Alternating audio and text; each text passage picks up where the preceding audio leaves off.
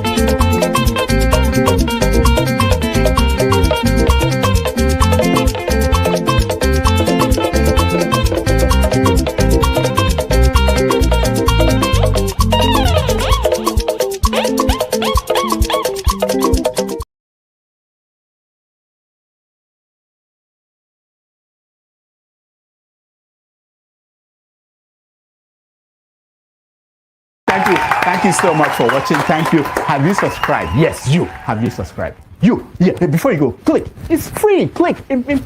Just that's it. Have you subscribed? You are laughing. Have you subscribed? Have you subscribed? Thank you. Thank you. Thank you. Hey, madam. Thank you so much. I can see you. I can see you. We have to get to 100,000 subscribers. This by the end of the year. How are we going to do that if you don't subscribe? Yes, you. Yes, you're about to click off. Why?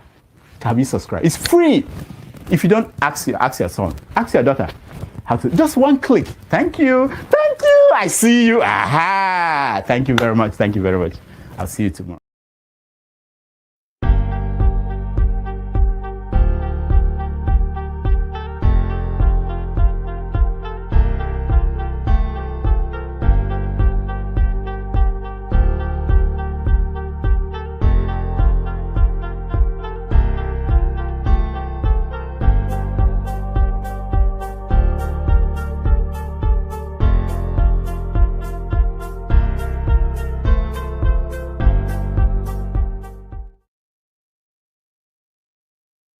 Yorubas have a proverb. They say, "Abere bolo adete odete." It means that the needle fell off from the leprous finger, and now he has no way of picking it up. So it becomes a quandary. That is the situation with the Nigerian. You go abroad, you are separated. They separate you at airports. Within Nigeria, the policeman looks at you like our dishonorable mascot. He looked at a boat driver. The average boat driver in Nigeria is a university graduate. 90% of the boat and Uber drivers in Nigeria, if not more, are university graduates or dropouts who could no longer afford to go to school because the system simply failed them. And then a person who says that he's a sworn representative. And you know the beauty of that situation? For a long time, lepers have had difficulties in identifying themselves in Nigeria. You have the lepers of Yoruba Ronu, who thinks it's different from the lepers of Biafra. And then you have the lepers of Katsina, the Fulani peasant, who you will blame for all the woes of the South. So the lepers have had difficulties identifying themselves, and they have been busy fighting in the army of their enslavers. Now, mascot, who assaulted the boat driver, he is Igbo. In the hierarchy of Nigerian impunity, the Igbo man is the lowest in that hierarchy, unfortunately so, but that is the reality. If that guy, mascot, if he was an Hausa or a Fulani man, we would not be united in condemnation of his evil. We would have been distracted by his ethnicity or religiosity, and we would have been debating that. If the king of Nigeria, who is sat within the city limit in Aso Rock, were to be a man from the Delta, when they brought the lepers to court in Abuja on Friday, Arewa would have gone crazy. But we have Mumu, Muslim. Nobody can preach about it, and everybody is suddenly silent. Let me say this. When we allow ourselves to ignore the fact that everything we hate, we also fear, then it becomes easy to recruit Uber drivers in Nigeria, if not more, are university graduates or dropouts who could no longer afford to go to school because the system simply failed them. And then a person who says that he's a sworn representative. And you know the beauty of that situation? For a long time, lepers have had difficulties in identifying themselves in Nigeria. You have the lepers of Yoruba Ronu, who thinks is different from the lepers of Biafra. And then you have the lepers of Katsina, the Fulani peasant, who you will blame for all the woes of the South. So the lepers have had difficulties identifying themselves, and they have been busy fighting in the army of their enslavers. Now, Mascot, who assaulted the boat driver, is Igbo. In the hierarchy of Nigerian impunity, the Igbo man is the lowest in that hierarchy, unfortunately so, but that is the reality.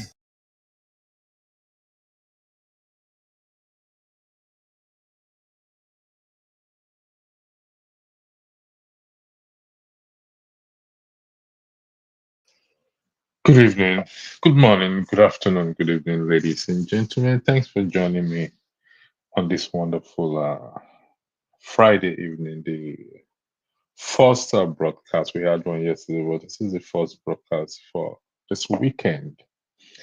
You've listened to the video, you heard from the horse's mouth. Let me share another breaking news. Breaking news to you. I've tried to look for it where it's searching for the video on its own. I can't find it where the same boat or Uber driver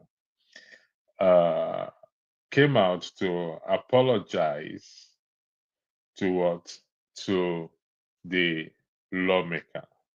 I think Aisha Yusuf. I listened to it from Aisha Yusuf podcast, and I was trying to look for the video itself, and she did play a video of it, which I'm trying to get up here. Whichever way we swing this statement, either to the right or to the left. First, let's recognize, I would like to recognize that some of the things he said were factual. However, in respect to the claim that the Igbo are at the lowest level of impunity in Nigeria, this, in my opinion, or from my understanding, this is not the case. That is not correct. And you can challenge it. Anybody can come in and challenge it either in the comment section that the Igbo people are the lowest level of impunity in Nigeria. But beside, how does this statement or a statement help or bring about unity to the country that we are fighting for or we are clamoring for, to have a unified country? It's a reference to the Muslim and the way the young children in terms of the treason was. It's not about because we have a Muslim ticket. It's all about incompetency. Because we can equally have a Christian president and vice president, and they will do likewise.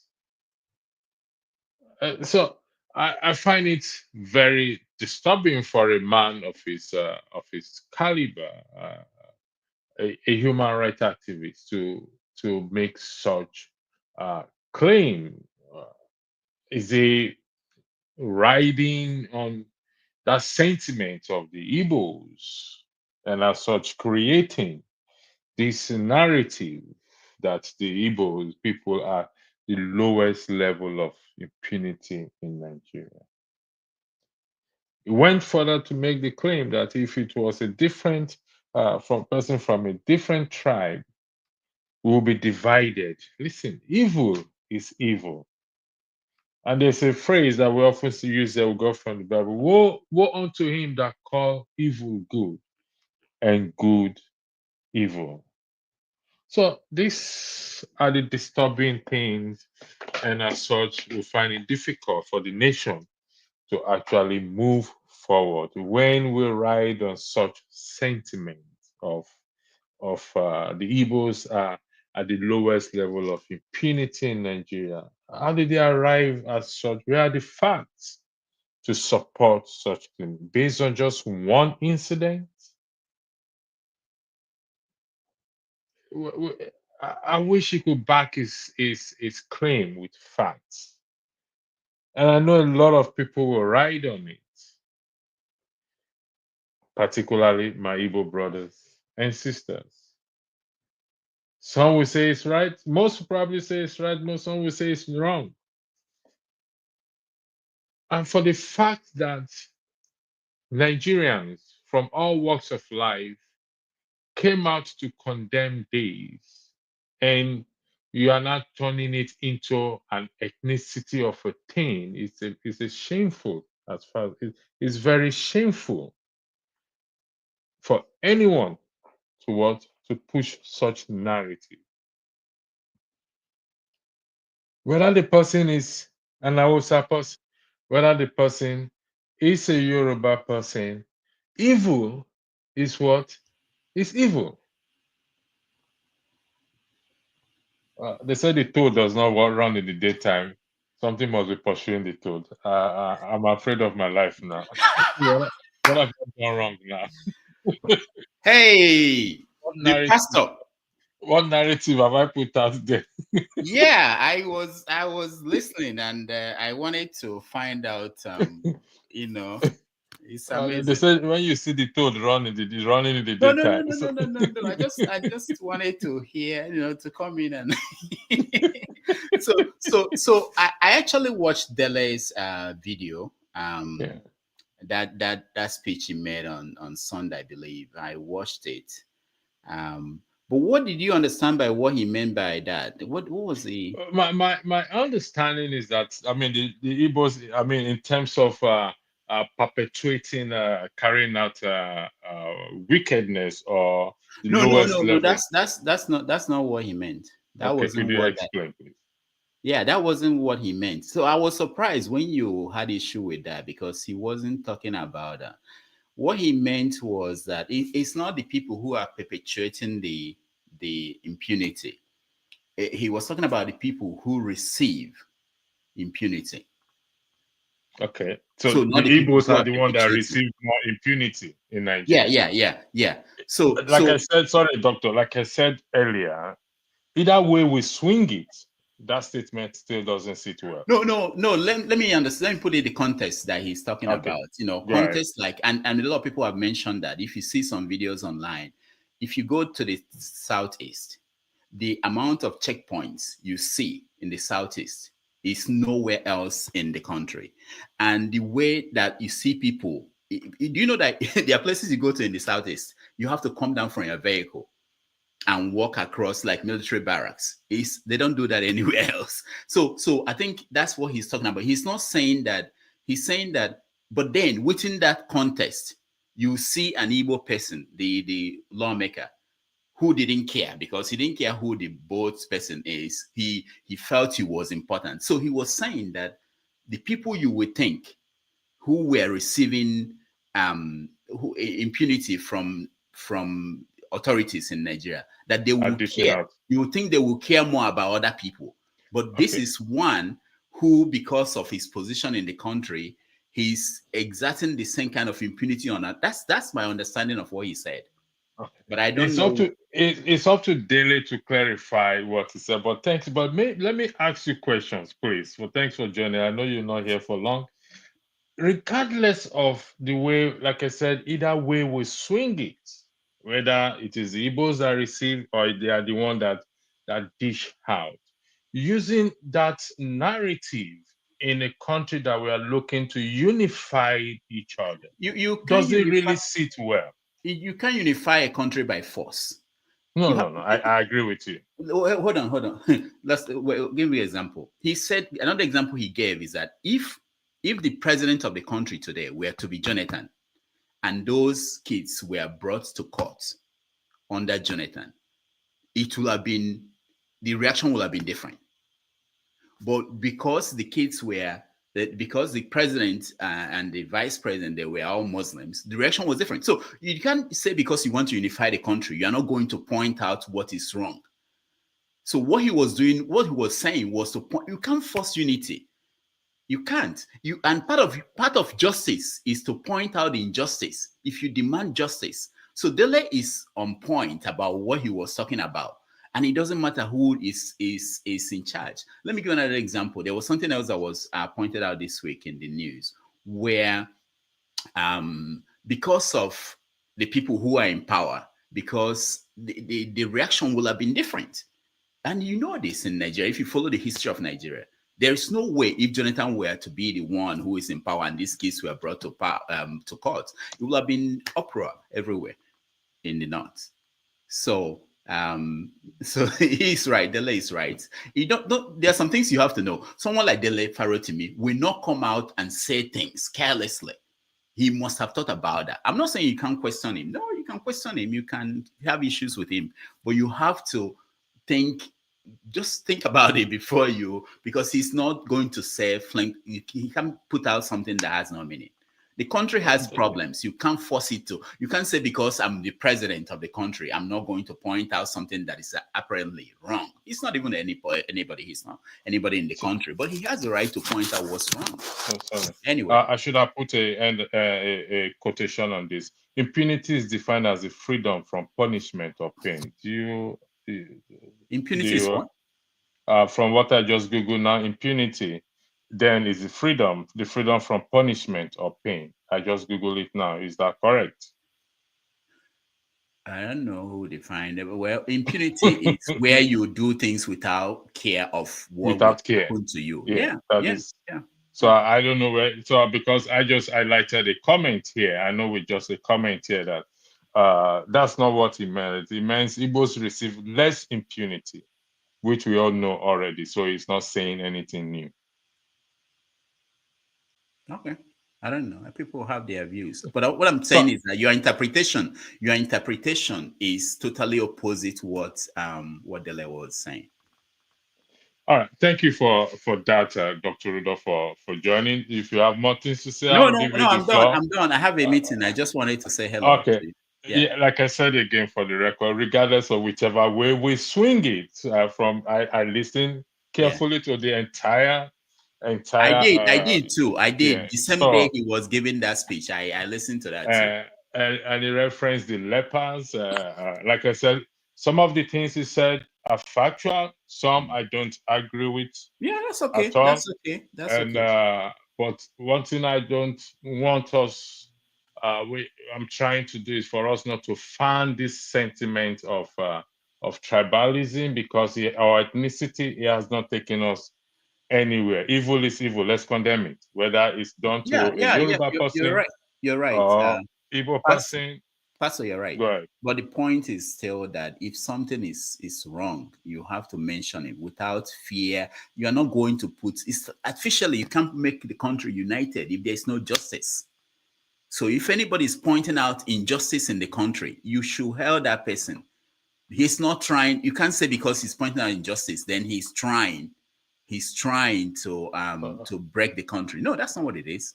Rudolph, your uncle said don't go yet. No, I gotta go. I have a meeting. I just wanted to show you something. All right. So in that speech, there's a statement that Dele made that I actually want to use as some of the things we need to be playing again and again. Let me tell you what he said. Okay, play some. Thank you. Endures for so long, and the sufferers become complicit in the erection and maintenance of that lie. That lie can actually become the truth in the consciousness of the victims.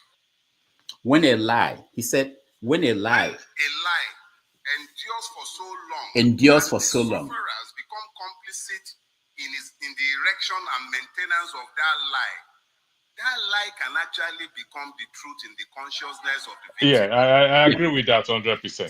So one of them, you can interpret it this way. You know how to interpret that? It could be that, a lie that Nigeria can be unified or is united, or the one that Obasanjo says, Nigeria is indivisible. Nigeria is one indivisible, indissoluble, and it's a lie. It's a lie. And it can, if you say it for so long, it will get into the mind of the victims also. Listen to it again. A lie endures for so long, and the sufferers become the sufferers in in the erection and maintenance of They that maintain lie. that lie, like That lie Obasanjo. can actually become the truth in the consciousness of So, the so victim. someone like Obasanjo will say that in his conscience, because he has maintained it for a long time, he actually fought a war to make sure that he maintains that. It's now the truth in his consciousness, but that doesn't still make it the truth. No, I agree that the fact that they said indissoluble or this and that does not mean we cannot divide or we can't go anywhere. No, We I'm just can using as an separate. example to point Yeah. out that even what you are saying now, that I think that Dele is right in terms of pointing out what is not right, what is just, and he will say it. It doesn't mean that he doesn't support the country being good or working out the country. You know what I mean? Making it work. But you have to point out what is wrong. If otherwise it's a deceit. We are deceiving ourselves. If we are going to fix the country and we don't want to point out the things that are wrong, it doesn't matter what side. I can point out. I was telling. Let me give you one other thing before I go. I was telling someone, if I were to be a Muslim, and I could have been born a Muslim in Nigeria, and if Are I you were sure you're born, not a Muslim? Hmm? Are you sure you're not a Muslim? Just Yeah, it doesn't parading matter. It yourself? doesn't matter. I don't care. I don't care about all this religion where you guys care about religions. But let's say I was born a Muslim, and you know, one of the things I will be fighting, I will be mad that on Sundays you guys stay at home, and on Friday you want me to go to work. I don't think I will ever accept that if I were to be a Muslim. And I have friends who call me and they get mad about things. They say things like, "Oh, these Muslims go to down to the south, and they will be in a truck with cows and go down to we should stop them from going down to the south." And I say to them, do you know how many Southerners go up to the north to go and do business? They say, oh yeah, but they go and rent a house. These people don't rent a house. You know, sometimes we look at things from our own perspective alone. If you put yourself in the shoes of the other people, I said to the guy, think about it. When you go to Kano, and I've been to Kano, I've been to some parts of the north. If you go to Kano, you find Redeemed Church, Deeper Life. You find all these churches everywhere. Okay, in Kano. And I said to him, if your village, I don't know about the southwest is different from the southeast and south. So let's say in my hometown now, if they build a mosque in my hometown, people will be, I'm sure people will feel like, you know, uncomfortable. And just think about it, if they build 3, 4, 6 different, you know, it will be, but this is what we are doing in the north. And we don't have any problem with that. You know, we have to think about, if you want to point out things that are wrong in a society, you should be able to point out whichever side. I'm not saying it's wrong to build a church or mosque, but what I'm saying is that the way we react sometimes is because we don't think about the other people. We don't put ourselves in their positions. We just think that the one we think is right. You know, this is the truth. And when people say this is the truth, it makes me so mad. Anyway, it's the truth. It's their own truth. Before you go, one question. Let's go by this narrative or this argument that Dele Farotimi is right, and your illustration of checkpoints in the East. Are we saying these checkpoints are because they are Igbos? Because I travel to Nigeria, and if I'm traveling from Lagos to Warri, there are lots of checkpoints on the way.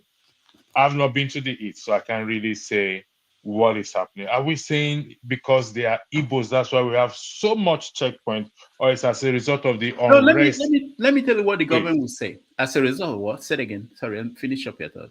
Is it as a result of the unrest that is there in terms of the Biafra and all those unrest issues? No, it's not, because it's been like that since I was a kid. It's been like that. It's just that people are speaking up now. It's worse now because of, you can say because of Biafra, but one of the reasons is also, if you talk to people and even police officers, they make money. So sometimes some police officers, if they are moved from the east to the north, they don't like it because they are not making money on the stop. You know, it's complex, but we have to talk about them. The point I'm making is that we have to talk about them, and talking about them doesn't mean we are not patriotic. It doesn't mean that we don't want Nigeria to be one. We cannot make Nigeria one by basically hiding things or not talking about injustices. You know, if a state like Lagos has 20 million people, a state like Kano has 20 million people, and Kano we have 44 local governments, and Lagos will have 22, it's not right.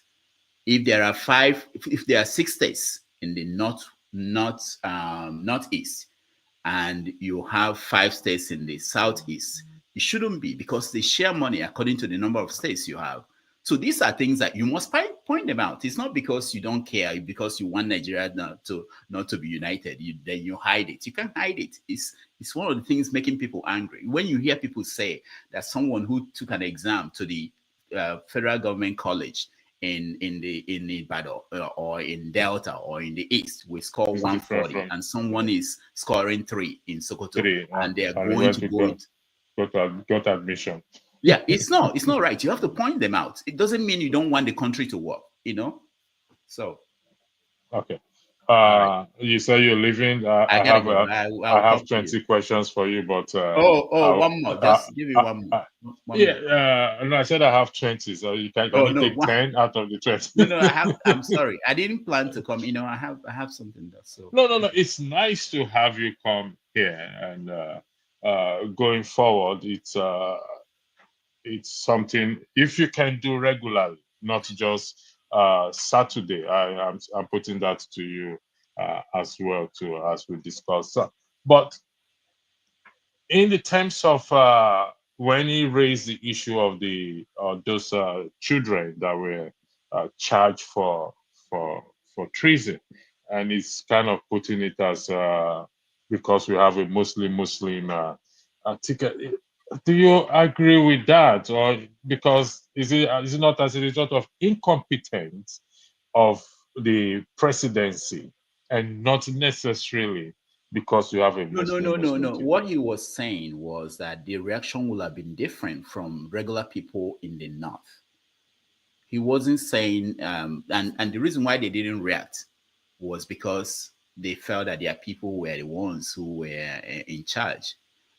There were things that happened under Buhari that nobody did anything in the north, but now they complain because it's no longer there. It's the same thing in the southwest now. Southwest. That's why I actually held someone like Sunday Boho for going to the UK to complain and say, I want my country, I want Yoruba nation, because I would have taken issues with him if he had kept quiet and waited until Tinubu is out before he will go back to the campaign for Yoruba nation. So that's a good point. If you want something, you believe in something, you have to. It doesn't matter who is there. So it happens in Nigeria all the time, and that's what he is pointing out. That's what Dele Farotimi is pointing out. All right, guys, I gotta go. Can you take a question from the comments? Where? Who? What? just take a read quickly. Which one? It's gonna make you laugh. You will dismiss it at the end of the day. Moderator's impunity on your show. Can you please explain, Rudolph? We don't. I've said it before, and this is something. I don't think you were here on Tuesday. I actually said this is what I said on Tuesday. Moving forward, and we're having a meeting later today. Moving forward, we are not going to entertain any issue about the program live on air. So if we're discussing Dele Farotimi, is what we're discussing. If we're discussing, thank you very much. That's what we're discussing. So anybody who has any issue outside of the topic should go behind the scene and talk about that. So thank you for this. I appreciate what you just said. Now it's on record. And let those who wants to go and help Transformer. Thank you, Dr. Damage, for stopping by. All right. And I'll see you later in the evening. We'll take a short break and we will be back soon. All right. Take care.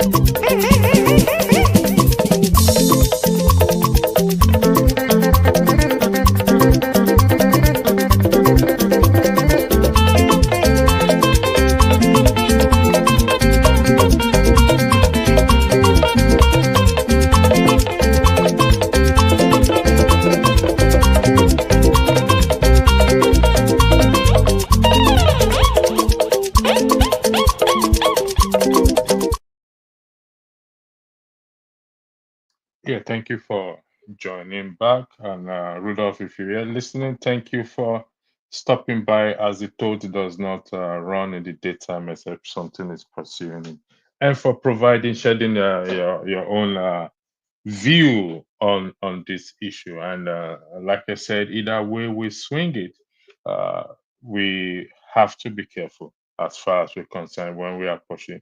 If one Nigeria is not possible, I've often argued it here, then we should break it. And everybody to your tent, or you Israel. I have traveled the part of the country I've traveled. There are checkpoints from the start of the journey to the very end of the journey. So evil is evil, regardless whether you receive it as a black, white, Yoruba, Igbo, whatever it is. Evil will always be what we always be evil. I just brought out the constitution to find exactly that phrase. Indissoluble.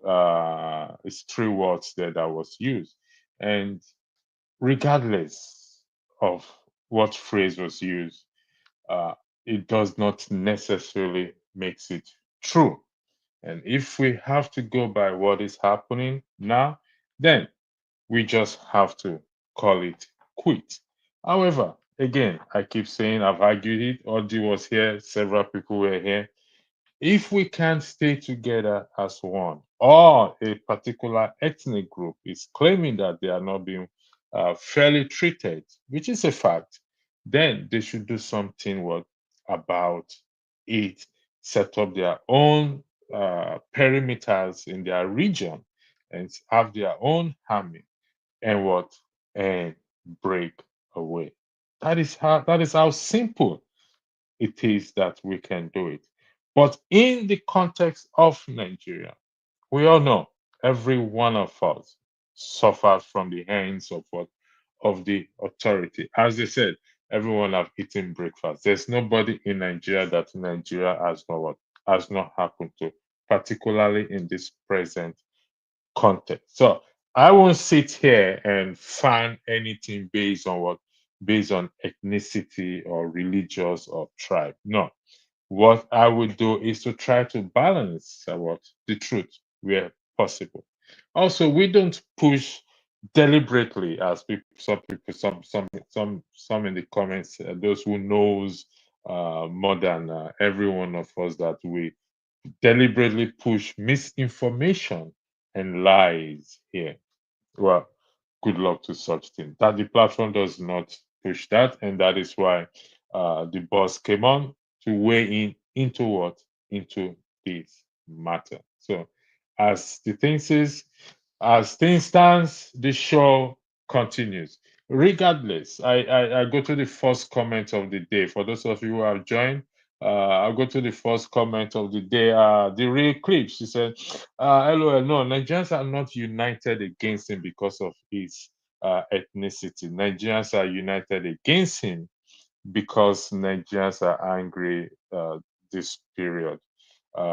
Yes, they are angry. They did not unite against him because of his ethnicity. I 100% agree with the real clips. It's not because of his ethnicity, because of the evil what he carried out. And if you know, like I said, the same Uber driver has already come out to apologize, according to the video that Aisha Yusuf put out today. I saw it, and I saw it today in terms of apology of the Uber driver, of the Uber boat driver, the boat driver, and so if that is the case, then where is our argument now? So here it is. Okay, I'm gonna bring it up now. Just give me 1 second.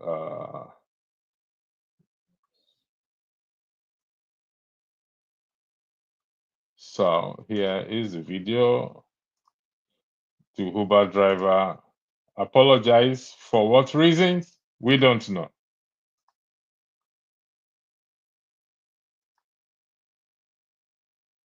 Paydays like these.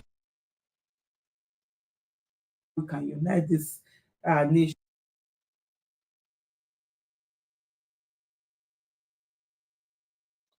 Sorry It's a about shame this, so many people struggle with the most common teeth and gum problems. When this simple 30-second bedtime warning. Very good. Hey! Abuja Bolt driver makes U-turn, apologizes to power drunk House of Reps member Ikweche. Sahara reporters reporting. Are you shocked? I don't think you are shocked as I am. And but at the back of my mind, I'm wondering what really happened. Is he under duress? Is someone being threatened? Is someone being punished? Is someone being lured? I just don't know.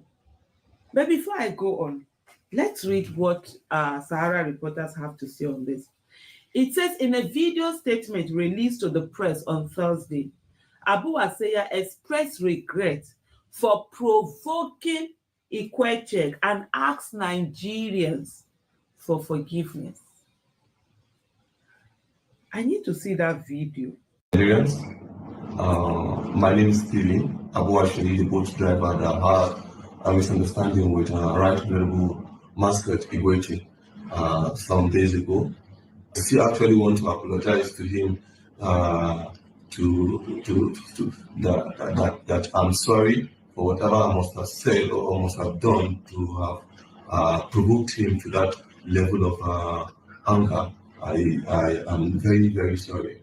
This is actually a medium where I would like to tell all Nigerians that it is not time for us to start dividing ourselves based on religious or tribe or region or anything. That we should actually come together and try to see how we can unite this nation and move the nation forward. Please, Nigerians, let's forgive and forget.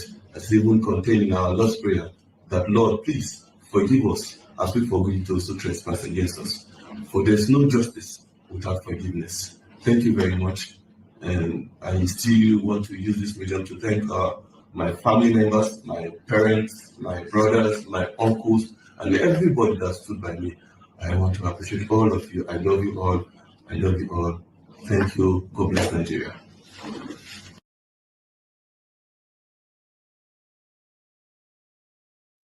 That is the apology from the boat driver. So where do we stand now? He said he provoked him. Whatever I did must have provoked him. So, and this argument or whatever argument anybody holds before then, his apology has already. He said it's accepting. He didn't put it the way I'm putting it. Whatever I must have done to have provoked him to slap him, he's now apologized. Aisha Yusuf was asking either duress or whatever it is that made him to apologize. So that is the end of this argument as to whether Igbos are the lowest lowest level of impunity in Nigeria. Either way, demand apology, claiming or suggesting that what he did could have led to this lawmaker getting provoked and to give him a dirty slap, as the case may be.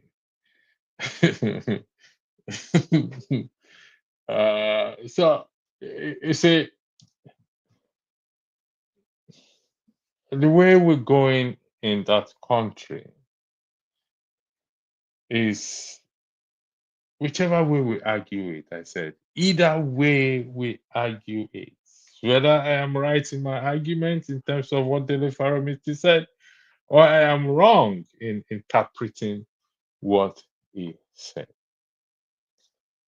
We can't do things. We can't continue calling out evil in the name of what? Ethnicity or religion.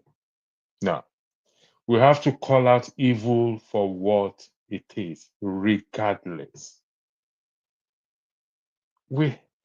If there are more checkpoints in the eastern side, it's evil. Yes, they may have something against them, but there are checkpoints all over the country. In fact, some checkpoints the police have ATM machine. POS. I beg your pardon.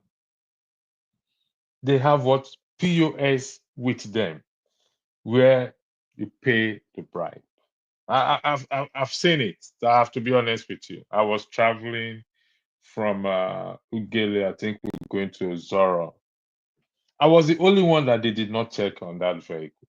Maybe because I put on a white shirt. I'm not usually somebody who dress very well when I go to Nigeria. So, and they stopped everyone. They checked everyone except me. Even those who have foreign numbers on their phone. And the phone I was carrying, the Rock With Me phone I was carrying, I have foreign numbers there. They didn't check me. If they had checked me and checked my phone, I'd probably be taken to the corner and ask who are these people on my phone?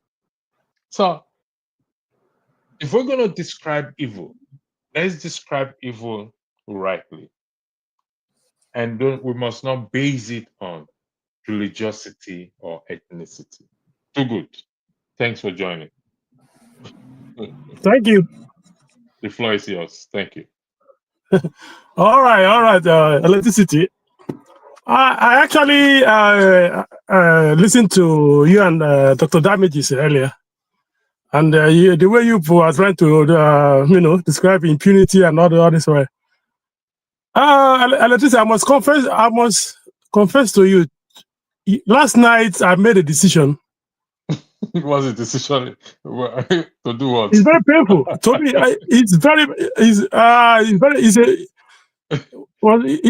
it's a very painful decision. I give up on Nigeria and Nigerians. After watching that boat driver's video last night, I made the decision. I just wrote it. You've seen the apology video? Yes, I saw it last night. I was flabbergasted for hours. Then I made a decision. No, I give up. I give up on this country. I give up on the people. When that thing broke out, when I saw I think I watched it on a Very Dark Man's forum, and I was praying because the way I saw the man, I'm an Igbo man, so sorry for interjecting. I want us to read this thing. Maybe this buttressing your point, your decision.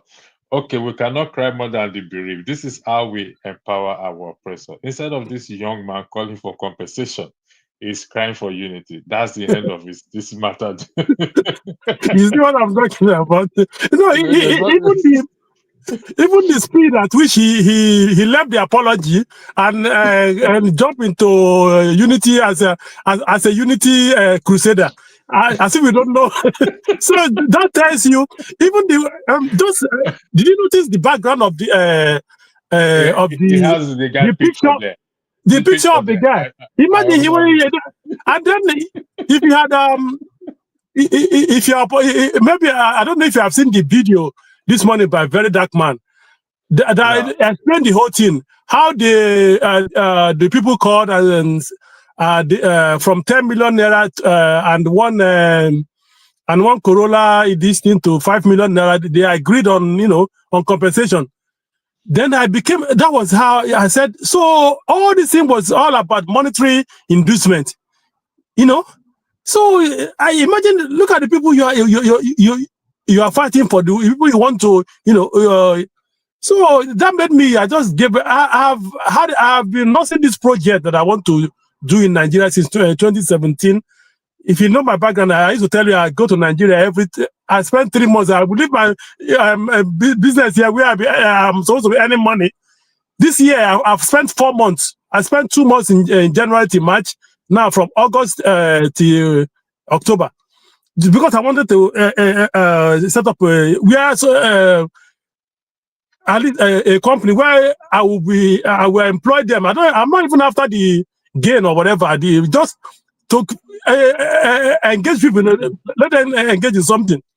And this type of people I'm So, like I was saying, when that thing broke out, I was praying, man, let this man not be an Igbo man. Let him not, because when I saw his, his light skin, I know it's either the person is a Fulani or is an Igbo, eventually he broke out. I said, hey, what will people say now? Because we Igbos, we are an endangered species in Nigeria. Forget about what people are telling you. We are an endangered species. I'm telling you. And this man broke. So the good. no, I'll be blunt. I'll be blunt like Dele Farotimi. No, it's okay. You see what Dele Farotimi said? I'm not offended by it because it's the truth. Anybody who knows Dele Farotimi, he says it the way it is. He will say it to your face, And it might sound semantics to people. The way I understand is that but he's saying we are the lowest of impunity in Nigeria. The way I understand is that we discharge impunity the lowest in Nigeria. That's the way I understand it too. It might sound because if you remember that a couple of months ago, a certain idiot came out and said he's number 6. Since he's number 6, another party will not rule his state again. And now look at number 6. Okay, that rep guy. I'm just trying to to explain it for you to understand where Dele Farotimi is coming from. So when they get that into their head, because he's now number 6, who are number 1, 2, 3, 4, 5? Are you the president? Number 1 is the president. Number 2 is the vice president. I know. Number 3 is Akpabio. I don't know who is number 4, 5. Number 4 is deputy. He said deputy to the Senate. Then number 5 is he's honorable House of Reps. Then he is the deputy, number 6. But the Igbos have had number 2 position before now as vice president. Kweme. They've had number 4 in Ekweremadu. Where is Ekweremadu today? That number 6 is in prison in the UK. Oh, number 6 have been held by Ihedioha. Where is Ihedioha today? So he just came out because they gave him that. He thought I'm not. That's what to me I believe. Dele Farotimi is referring to. To me, I don't feel offended by his comments because it's the truth. It's the factual truth. So coming back to our Nigerian team and the guy, to me, honestly speaking, the factory, anything they can burn, I give up. Honestly speaking, I'll come back to your decision because we need to discuss your decision. Welcome to the platform. I believe you've been following what is happening, particularly the apology of the Uber driver or boat driver. I don't know which it is. Somebody said, "Is this a case of indecency or empowering impunity / idiocracy?" Do you want to weigh in on that, please? So I watched the video. I did a recap on that video, and I tried to read on the profile of Alex Ikwechi or whatever his name is. I forgot his last name. Alex Ikwechi, right? Alex Ikwechi. I don't know how to pronounce it. So Alex Ikwechi. Yeah. Alex Ikwechi is his last name. So the European. So I tried to look in his background, look on his Wikipedia, page. I couldn't see anything. He's saying he went to school in some school in Aba, Crescent, secondary school. You know, I'm kind of a little suspicious, man. The guy looks European. You know, is he like one of It those? looks. It looks. It's everybody has been complaining about his looks. Is he a plant? Is he a plant? You know what I mean? Is he a European plant? Come on, man. Like, anyway, that aside, what he did kind of shows, you know, the problem with Nigeria. This problem is like the core issue, right? It's the issue of classism, or classicism. So, you know, we have a class issue, right? Regardless of your ethnicity. You know, that's why I always advocate for the working class people to unite, regardless of ethnicity. That's what unites us, right? Everyone is going through economic hardship, regardless of where you come from the north, south, from South, Yoruba, east, west. from southeast, whatever. Yeah, everyone is experiencing the same problems. But the thing is, people like Nnamdi Kanu, right, trying to spin it as an ethnic, you know, issue. Like it's only Igbo people are the focus, you know, of this of the economic, impunity, of the suffering, exactly, or the economic problem. injustice. Yeah, we are not the only ones experiencing the economic problem. Everyone is experiencing economic problem except the ruling elite and the billionaire class, right? That's the separation. This is what separates us from, you know, this is what unites us actually, the working people, and what separates us from the ruling class, right? It's the economic discrepancies, right? If you go to Lagos State, if you go to Lagos Island, you can see the economic discrepancy. Like if you drive like few hours from the mainland to the island, you will see like the difference. It's like going from New York to Haiti. You know, like it's glaring. I mean, that's the problem right there. In a society, right? You have a concessional agreement that you know, the system will be done a certain way. You know, you have a constitutional agreement. You have economic systems set up to make the society work, right? If you have a discrepancy like where you know, where there's a economic discrepancy as seen in Nigeria, right? There's a problem. Either there's a problem with the system, or some people are taking advantage of their positions to disenfranchise the lower class, right? You know, I think we are more united by our class than we are by our ethnicity, right? A Yoruba person that's poor has no connection with the rich Yoruba guy person, you know, in politics, or a millionaire. And an ordinary Hausa person does not have anything in common with Dangote, With the right? rich, Than they yeah. do with an Igbo person who is poor. You know what I mean? So that's how we need to, you know, this is the message that we need to spread so we can come together.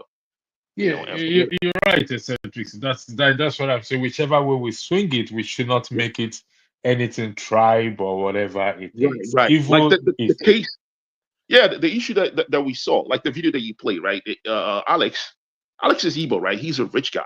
He's rich.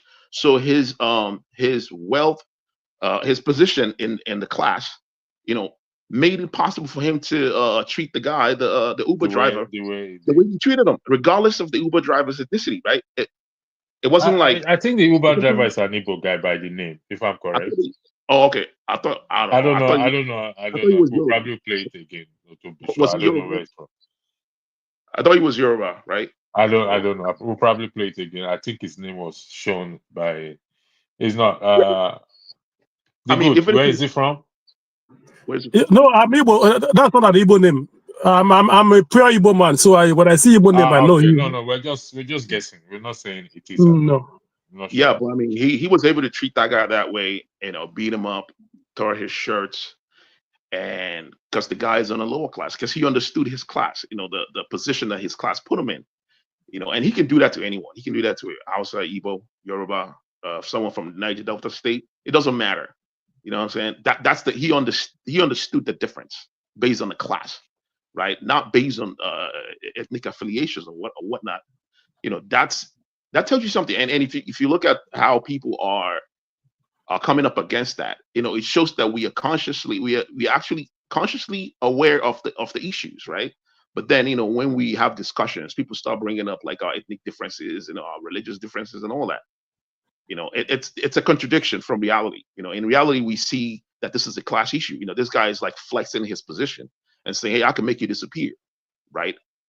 And it probably we can argue that it probably may have done it in the past for him to say that. In the past, Just an argument. Yeah, it's he could have done it. Okay, He what might do have done you it in the think past. about the guy's apology? It's like we should just close shop and everybody just go home, because To be honest, I think his apology, he might have been advised by his attorney, the representative, the lawyer representing him, right, to apologize, right, and that shows an issue that it still proves the point of classism, like his attorney or whatever probably advised him to apologize because his attorney recognizes that Alex has power, right? And if he takes the case on, it could drag on for a long time, and the guy, he might not have enough money to pursue the case, right? So the law is the way it just shows the the problem with the laws, right? He's poor, he could not be represented. I mean, in a fair society, he has a case against Alex. Alex should oh be yeah, locked up. He should be stripped of his positions, it and the should guy be. should I have. mean, most Yeah, all of them should not be there. Every one of yeah, them should not even be in that position. and the guy should have been the victim should have been awarded with a lot of money, for the assault. That should be the. Probably got some money for this apology. He may have It gotten could money be. for it. It He's could not be. going to sit down there without Yeah. getting This, coming out to make this, an apology. yeah, there should have been a deterrent, right? This would have been a perfect opportunity to show that the law actually works, right? But now they've shown that it doesn't work, right? For the poor people. You know what I'm saying? So this is how we need to change the system. If we're changing the system, we need to create a system that's fair. Starting from bottom up. And this Uh, is a very clear I'll come example. back to you, eccentric. The good. You said you made a decision not to. Well, that is, I will respect your decision. I'm not going to weigh in into your decision. I can only say have a rethink, because you'll be employing people, you'll be helping people back. There. I don't know how factual this is. They said he got 5 million and a car. Yeah, We don't know. yeah, We, that's what I'm coming back to. okay. I was opportune to watch VDM, Very Dark Man video this morning, where he alluded to it. Yeah, immediately that didn't happen when they wanted to take up the case. His people started calling. They negotiated from 10 million naira to 5 million.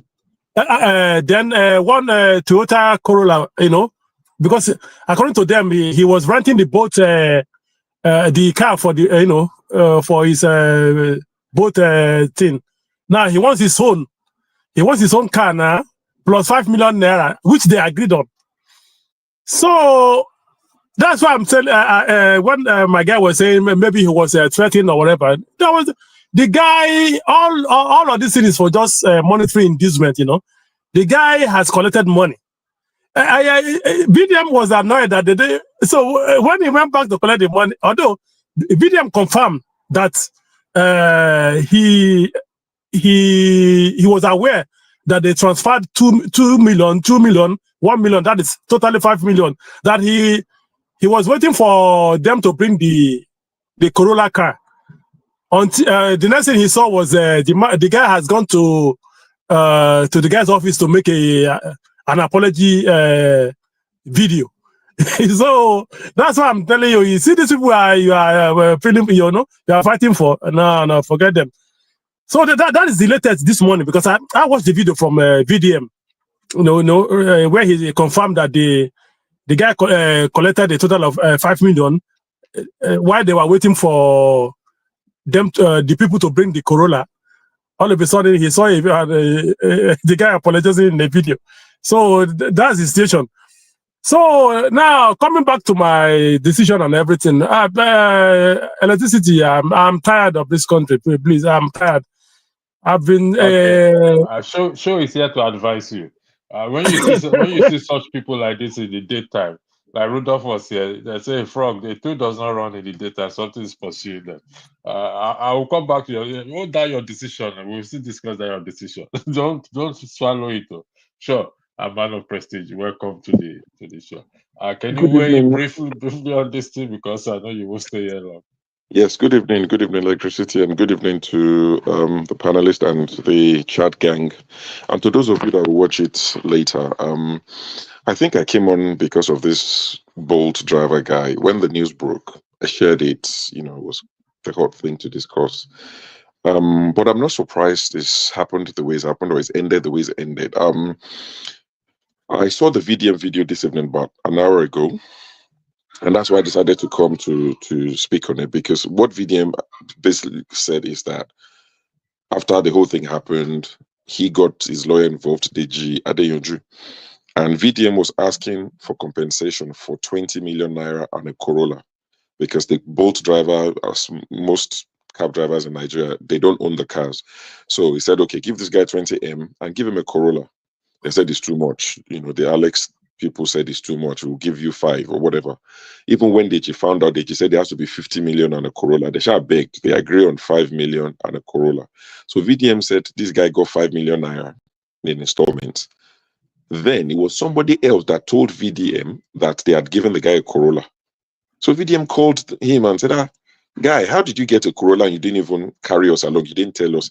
Said they told them, bros, no vex. The Corolla is not actually good. It's not working properly. They've said they're going to get me a different one from Dubai. Somebody that was fighting for you, you got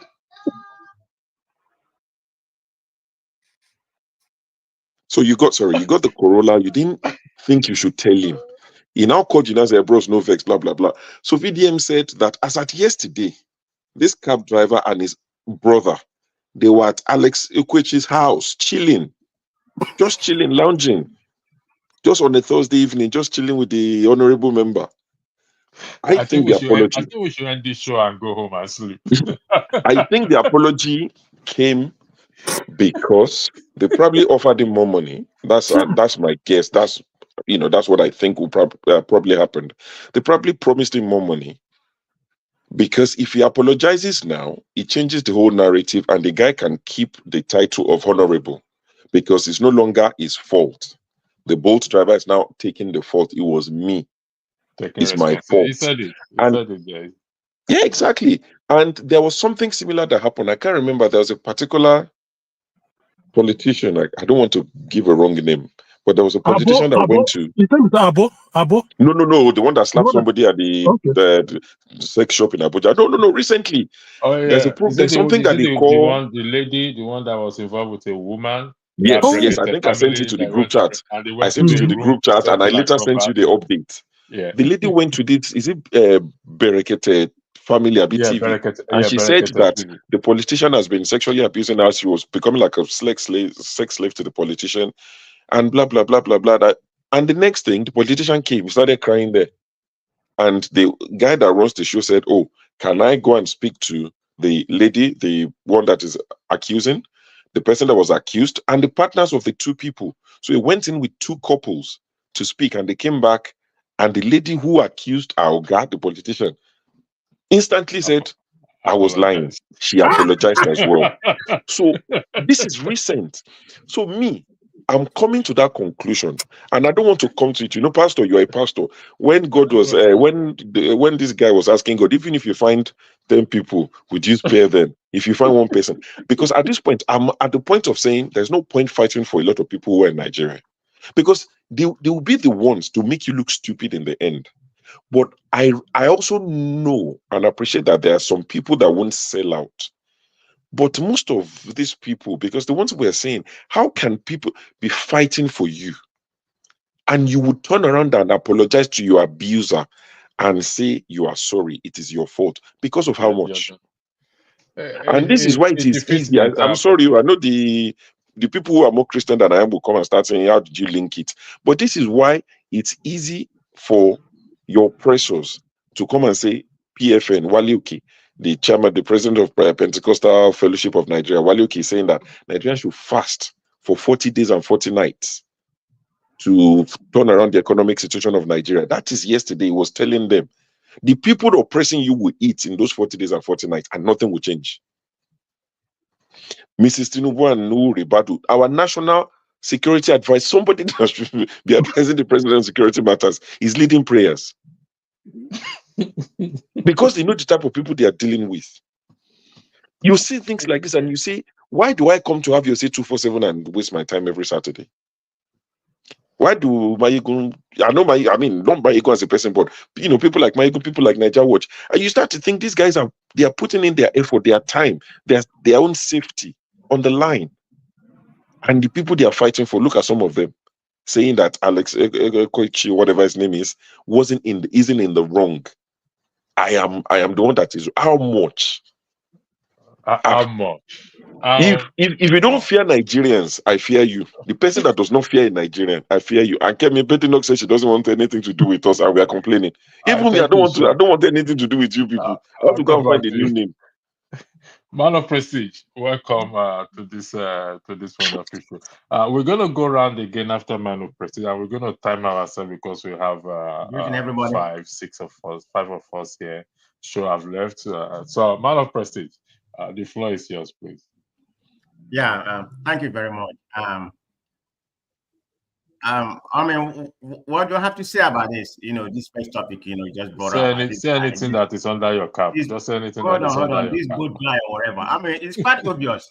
I mean, you can sugarcoat it anyhow you want. The guy has been giving money, so he has been giving money, but that goes beyond that. It just showed the mindset of Nigerians. He's not alone. And this is exactly what's transpiring when we decide to have what we call a democracy. We have an election. Every time we tell the people home, don't take bribe, don't take money, whatever. They do take money and vote for whomever give them the money. This is just an epidemic of what's happening in Nigeria. It goes beyond this good guy taking money. I mean, you really didn't consult your lawyer. That's about what you're about, about what you're about to say. Before you no, they said. I mean, from the comments here, they said. Sorry, Man of President. From the comments here, they said he went behind the lawyer. He went exactly. That's why they dropped him. Yeah, AG was right to drop him. I mean, he said the guy went behind his lawyer to make the apology video. It's a conflict of interest, between the lawyer and and the individual. He was right to drop him because the guy just goofed. He has taken bribe. So when we're talking about this guy taking a bribe, like I was saying, it goes beyond this guy. It's an epitome of Nigeria, period. This just kind of exemplify where we are in Nigeria, the people in Nigeria. That nothing is going to change. I hate to say, like, I thought I had D. Good say that he has given up on Nigeria. I've come to that conclusion that Nigeria is a zoo country. I mean, I'm sorry. I mean, you may say what you want or whatever. Yes, it is. I mean, I'm not a fan of Nnamdi Kanu to that degree, but that connotation of a zoo country, that's what we are. You cannot debate that. That's what we are. No wonder this guy came in battle and say he doesn't have anything to do with Nigeria. Abike was trying to call her or whatever. She said, no, I don't have anything to do with you. You're like corrupt society. So don't come near me. That's exactly what she told her.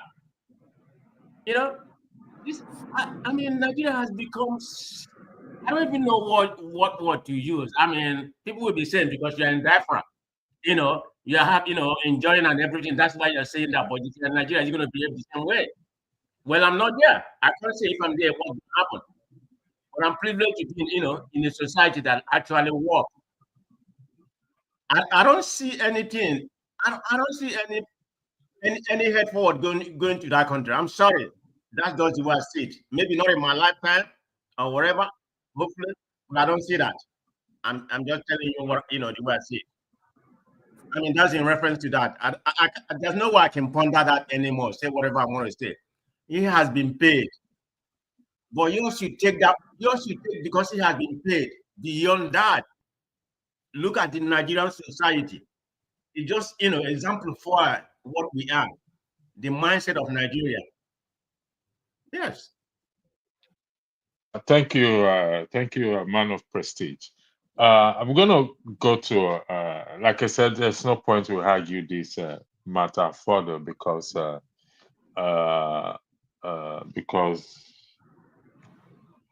the man has apologized. Okay, 1 second. I'll come to you. Yeah, I'll come to you, Cedric. And the man has apologized, and whatever it is, whether we see it on the basis of ethnicity or religion or whatever it is, it's neither nobody's argument hold ground anymore. But like I said, evil. Wait a minute, electricity. What does ethnicity have to do with this? There was a video made by okay. Can you play the video later? Yeah, I'll play later. Let me go to Eccentric, then I'll go to Do Good, then I'll play the video for for the purpose of Man of Prestige. Then we'll go to the next topic, which is equally interesting. Go ahead, Eccentric. All right, I would say what happened, him taking a bribe or not, it's not an indictment on the whole nation of Nigeria, right? It's not everyone in Nigeria that took the bribe, so we should not come into that kind of conclusion based on one issue. Also, we should look at the positive, and what transpired, right?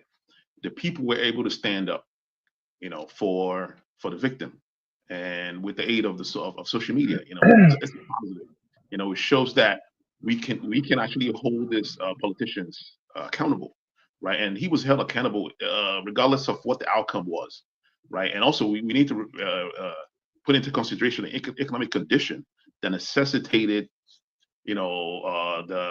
what transpired, right? The guy collecting money from the politician, right? Taking the bribe, it's not dissonance to him looking for justice, right? It's a cognitive dissonance issue. And if you look at the economic situation, you can make an argument for him taking money, right? We have cases where people settle out of court.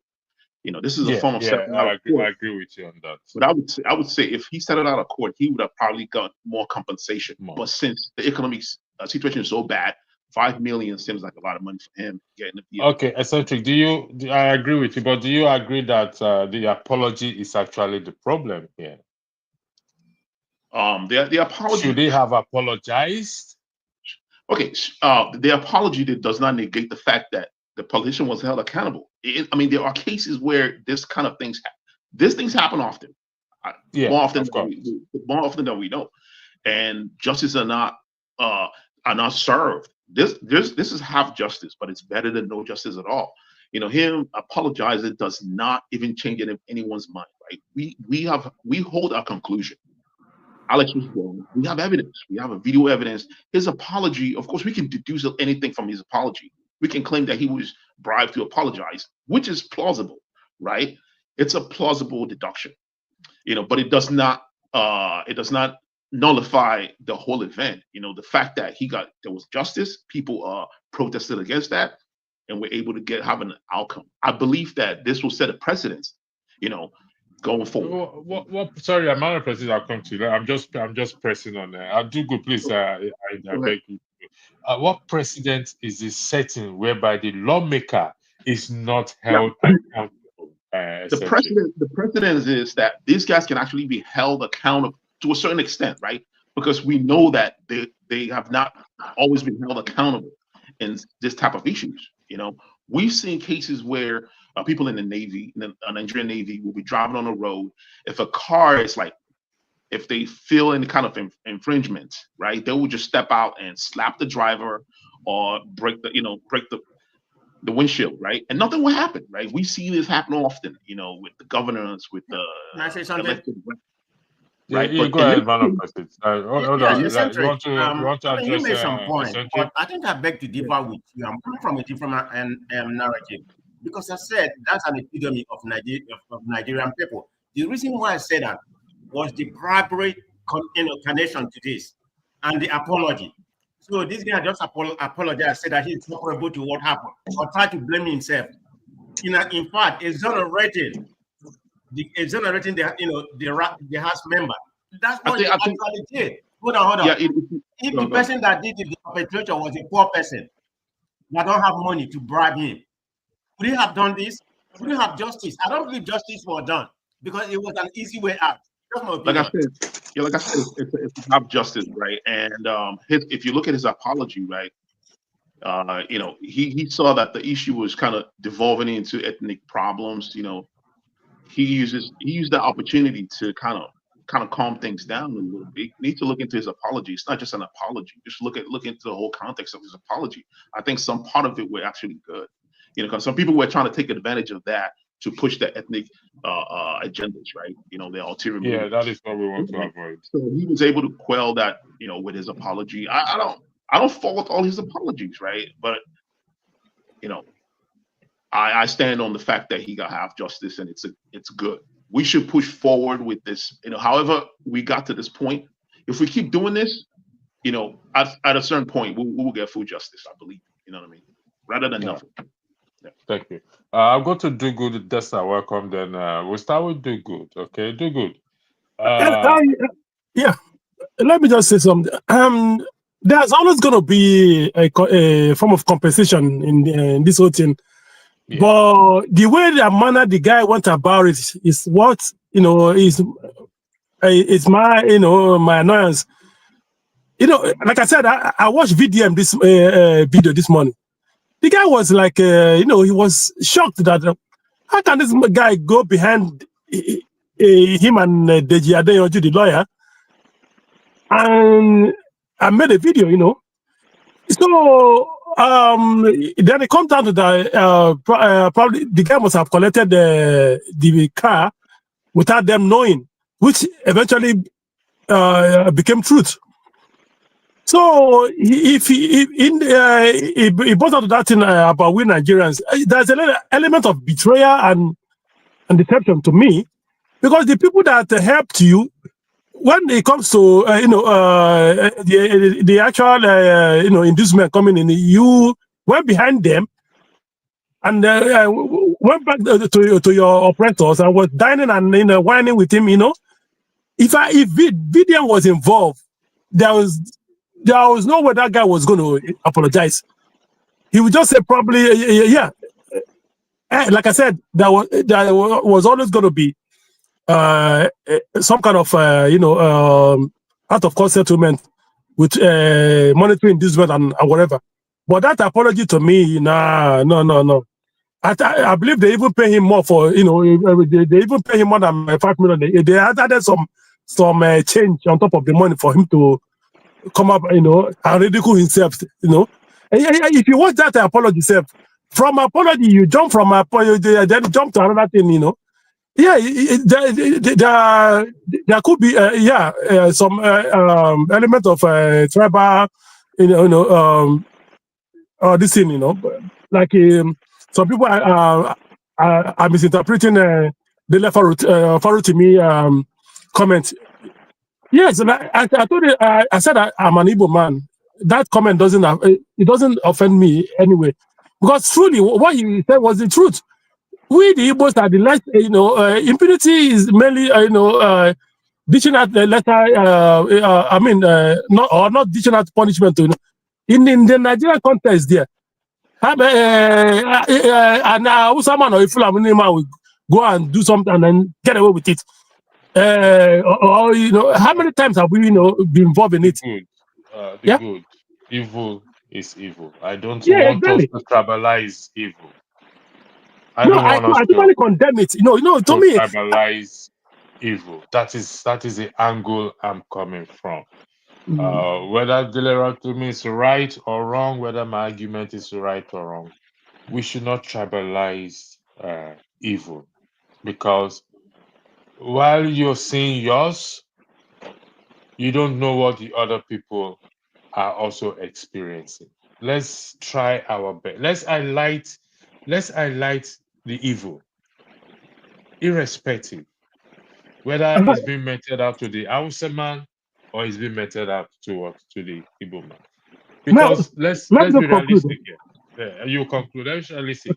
If we separate the Igbos and say, okay, you guys stay here, since you said we're against you people stay here, are you suggesting that you will not see evil within yourself? I want you to be honest with me, please. Oh yeah, of course. There are evil people everywhere. There are evil people. Let me use there are mad people everywhere. Mad people. Thank you. Now make your conclusion. So let me just go back to my guy saying presidents or no presidents. There's always been the case of that Abo who went who slapped someone in the sex shop. There was this case of this former governor who was caught with a female this thing in the sex orgy. He went and threatened those guys. Nothing happened. So that is Nigeria for you. Nothing was going to happen anyway. The guy will collect the money. But what annoyed me, what triggered my decision was that the way and manner the guy apologized. You apologized to that you are the one that provoked him. Even if you provoke him, he called himself a honorable. He should have maintained, some level of calmness, And he started, that is my opinion. Thank you. Thank you all. Thank you all. Nesta, thanks for joining in. I know you want to weigh in on this. This is for every one of us. Actually, man of prayer, I don't know if we all raise it or eccentric, particularly based on your arguments. You have a lawyer who is, Nesta, you have the floor, but you have a lawyer who is representing you for your own good. And you went behind him. We're going by the argument that you went behind his lawyer, left their advice and everything to go and negotiate with the perpetrator. Does this not defeat the entire purpose? Yes, sir. The floor is yours. Yeah, thank you, Electricity, and thank you, everybody on the panel and in the comment section. I'm not surprised about what happened. We are talking about what did we expect? It just shows us how dysfunctional Nigeria is, and this kind of thing will continue happening until people have dignity in themselves, until the Nigerian person, the Nigerian individual, can have dignity for himself. The man, that boy, he was a victim, but the moment, I'm sure that lawmaker, and if you listen to VDM came out later today and kind of told the backstory of how people that the lawmakers and PR team were trying to do damage control had reached out to him. Obviously, they had reached out to that guy's family members. And it's that guy's family members that must have taken him, that took him, come and rapprochement with the senator. In Nigeria, the people you are fighting, it's just like elections. There's no difference. The people are impoverished. On the day they are supposed to make a decision, the same person that is impoverishing the people, somebody will call them and say, come, let us give you small 10,000. Come on, you will vote for them. That is exactly what happened with that young man. Justice was supposed to be served. Look, any society where justice is not served is a failed society. And that's what Nigeria is. That was an opportunity for justice to be served to one of the people in the top places. And it would have rebounded among them that, look, the people are waking up. But that young man just showed the oligarchs in Nigeria that the people are still going to be, the Stockholm Syndrome is working very well. Stockholm Syndrome is working very well. That lawmaker was supposed to lose his seat. If they had put pressure, that lawmaker would lose his seat. He would be recalled. He would pay for damages. But that boy was called by the side. The original plan was to give him 20 million, buy him a Corolla. They gave him 5 million. The car, they have not even given him the car. But the boy was ready to settle for peanuts. There was a recent story, a joke somebody told, and it's an example of what happens in Nigeria. They asked the young man, if you hear that your uncle is holding your destiny, what would you do? The boy would say, why would my uncle hold my destiny? Why would my uncle hold my destiny? They say, so if you hear your uncle is holding your destiny, you will be angry. Will you take it from him? They say, yes, I'll take my destiny. Then I say, okay, if your uncle that is holding your destiny tells you that he'll be giving you 200 million naira every month he will give you 200 million naira, what will you do? The same person that wanted to collect his destiny back has changed. He said 200 million naira. He said yes, 200 million naira. He said okay, let my uncle hold the destiny. When I had the destiny, what did he do for me? Let him be giving me the money, and he can hold the destiny. Maybe my uncle. He can keep the destiny. Yes, that is what that boy. You saw that boy. That is what that boy was about to get liberation, and not just liberation for him. It should have been a form of liberation for the common man. What did the boy do? The boy rather took the carrot that will not last him. And the truth about it that he has lost all respect. He has lost all dignity. He took the carrot. He took the gratification for now. For now. Look at the people that were fighting for him. He took the gratification for now and sacrificed it. The porridge, like Esau, electricity, like Esau. He couldn't delay gratification to get the blessing. He said, no, let me eat the porridge. I'm so hungry. He took that gratification. And the truth is, that is not that boy is a representation of 60 or 80% of the average Nigerian person. They will cash out. Thank you. The moment something comes to the hand, they will cash out. Thank you, Desta. You have said it better than I could have. You even get more details. So thank you very much. I mean, thank you, Desta, for that. 100%. Yeah, let me swing it around, because they said the Igbo man suffers more impunity. So let's imagine, hypothetically. Sorry, I'm a little bit. Sure said, what money cannot buy, more money will buy. I mean, electricity. Why you keep on bringing trouble here? I mean, can you play the video? Because I don't know the angle you're coming from. No. I've shared the video. Okay, let me play the video. Yeah. Sorry, let me play. I won't play everything, but let me just play the. Where is it again? That's his name. The hierarchy. Sorry about that. Nigeria. The Igbo man.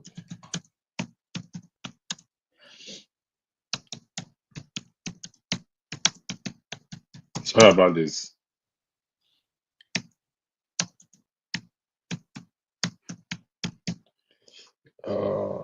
Dele Farotimi. So here we go. Come on. Yeah. So come on. Where is this video? Okay, I've seen it.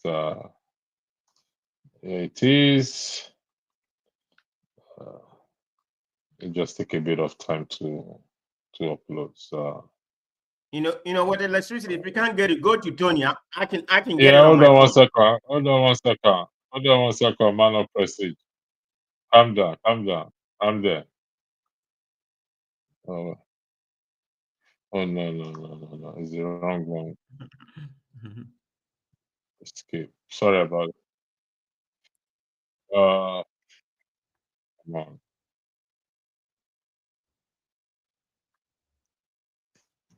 Okay, let me give the floor while Mr. Tony, thanks for joining. Can you weigh in on this issue while I look for this issue, please? The floor is yours.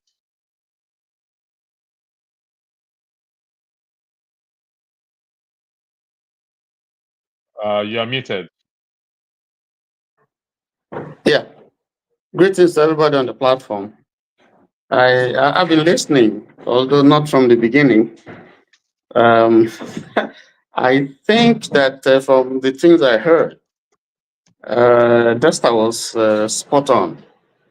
It was really spot on. This is, for me, the Nigerian conundrum. This case was all over the social media. And what is it, Deji and a couple of lawyers came into the picture. And I think they were handling the case. From what I gather here now, I think that it wasn't quite proper for this guy to take any decision if our facts are correct without recourse to the lawyers who were on this case pro bono. I don't think that is right.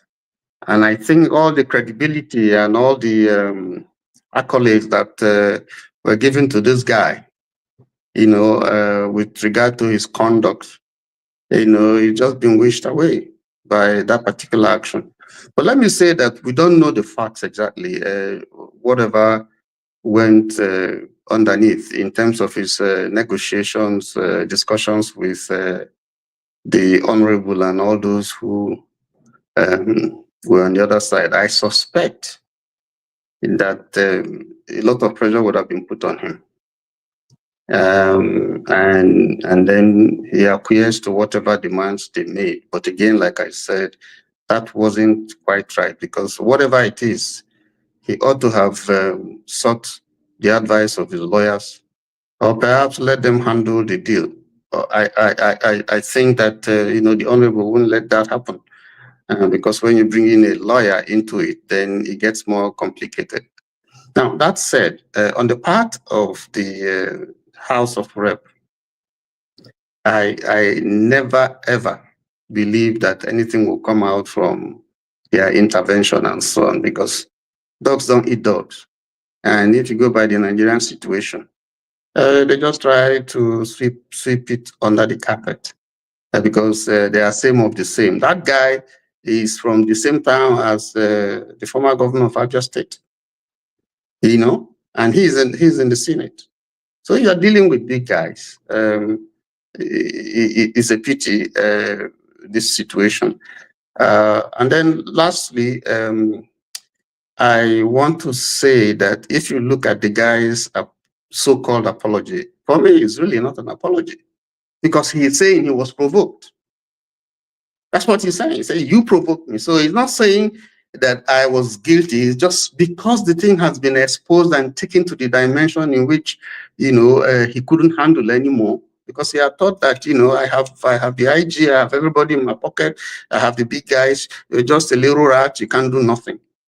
But when he saw the social media reaction, I think he just felt that, look, this thing, is not something that he can just wish away and sweep under the carpet. So if you look at his so-called apology, it wasn't really an apology. He said, you provoked me. And if you look at what we saw on the video, I don't see anything that would have led to provocation.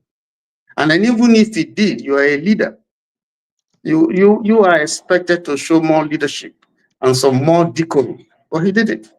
So I think all the goodwill that the guy had and sympathy that he had from the general public, he just threw them away, for just a mess of porridge. And that's the tragedy of the Nigerian situation. Like Dexter said, you look at the elections, you see it. You fight so hard, people die and so on. And when it comes to taking just the final point to breast the tape, you just see people, doing some. I don't know. I don't know now. I don't understand it myself. Thank you very much. Yeah. Man of Prestige, I'm trying to get the video, but because we're playing this. I'm an electricity. I've watched the video a little bit, and I think I got the gist. Okay, let me ask this question, please. I'll give each and everyone 30 seconds, 1 to 1 minute. If this guy, I'll start with you, Eccentric. At this point now, Eccentric, particularly, you said you highlighted or you see good things coming out of it, particularly social media. The guy was not held accountable. Probably will never be held accountable. Probably, if he becomes the Senate president and possibly president of the Republic of Nigeria, how do you think things will be like under his watch? Given that no one, the existing institution, did not hold him accountable.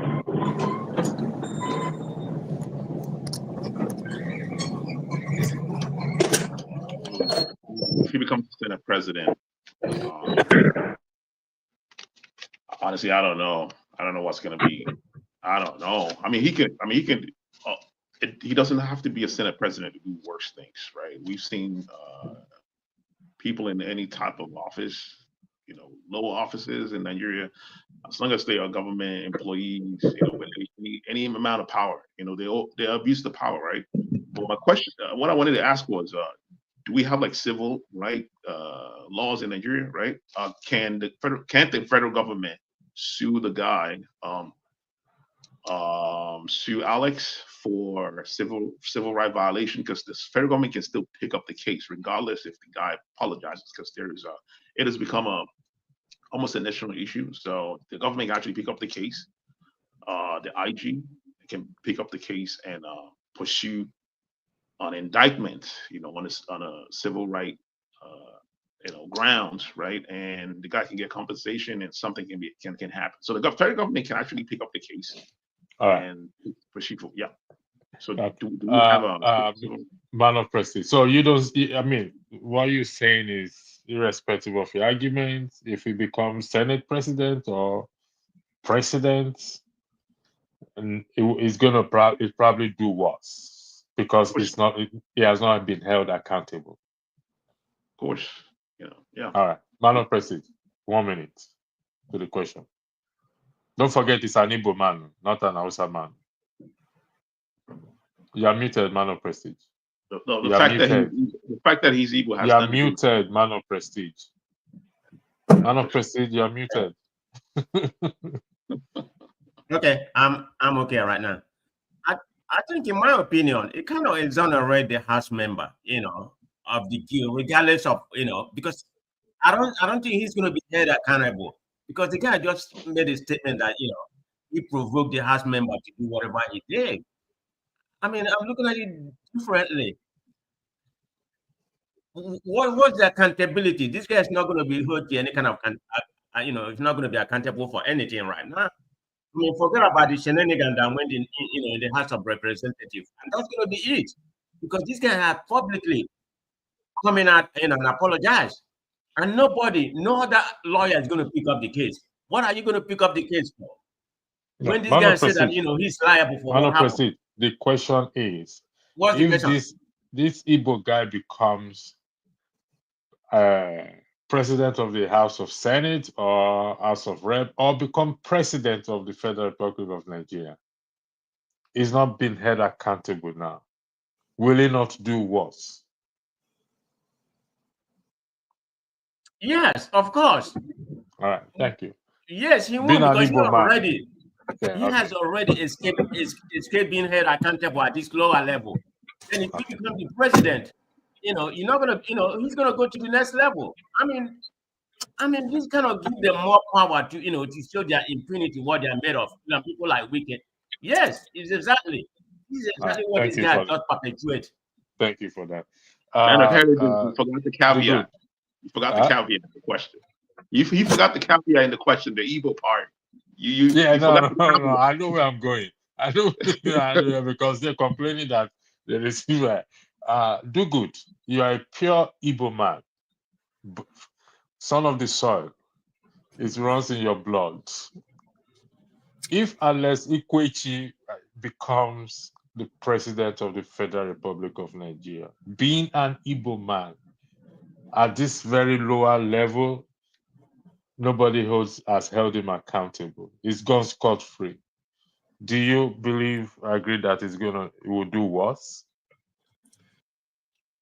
He wouldn't have never been in the first place.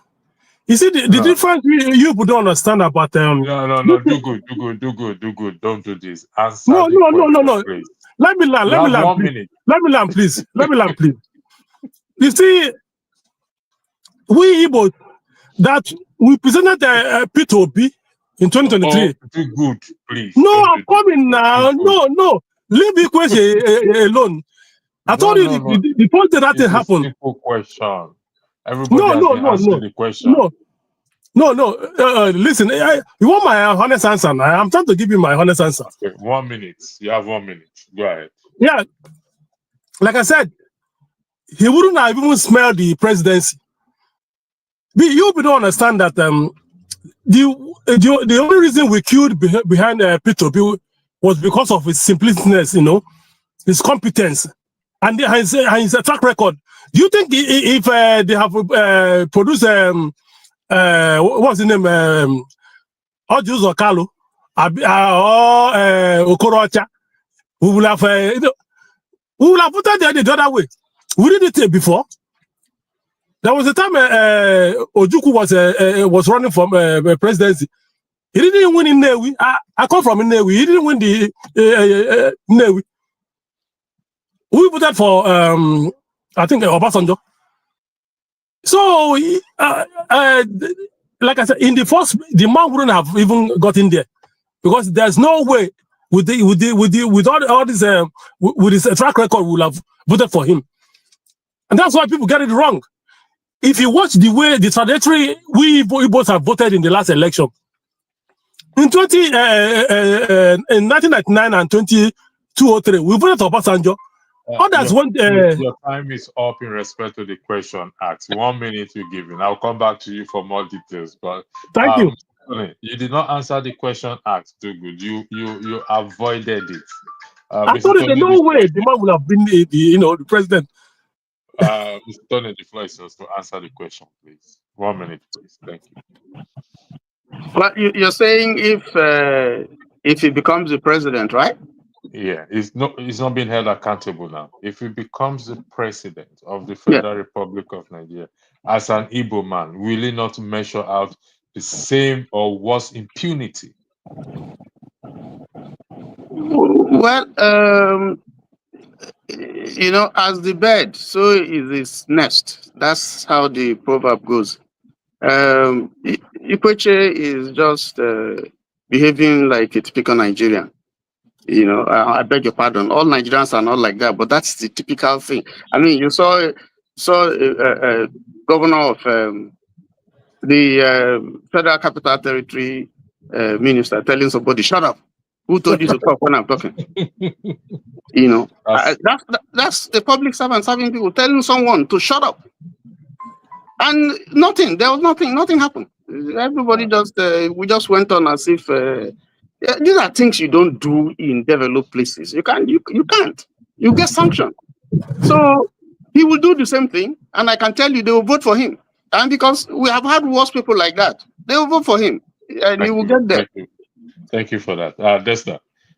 Even though you've answered the question before, but the question is the floor is yours. I'll still give you your 1 minute, Desta. Thank you, electricity. Let's not go far. All the people in leadership, they are not like that. You have a Akpabio who is not supposed to be in the Senate for any reason. By the law, a country where there is no law, what are we expecting? All those people in leadership, all of them are like that. It's just because that guy had the courage to capture it, had a video.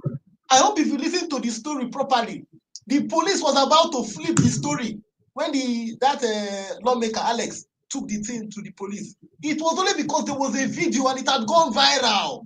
That was the reason. If not, that boy would have been maybe in DSS holding. That is why I get angry with the boy. He would have been in jail. In DSS holding. But it is when the police was about to lay blames on him that he invaded that guy's house, finalized that there is a video, there is a viral video.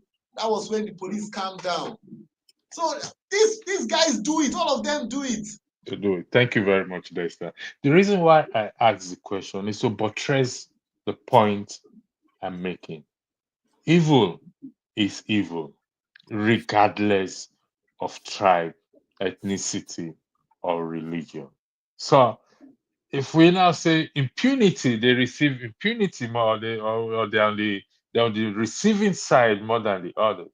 They could also be the one pouring it out as well too. So it's when we start to hold each other accountable. That is the reason why I asked the question. So we've come to the end of this first discussion. I will give each of you again 2 minutes to make your closing argument on this topic, and we go to the next topic. 2 minutes each, please, to make your closing argument on this topic, this particular topic. I start with you, Eccentric. I'll be strict on time in this, please. Just 2 minutes. Go ahead, please. Eccentric, the floor is yours.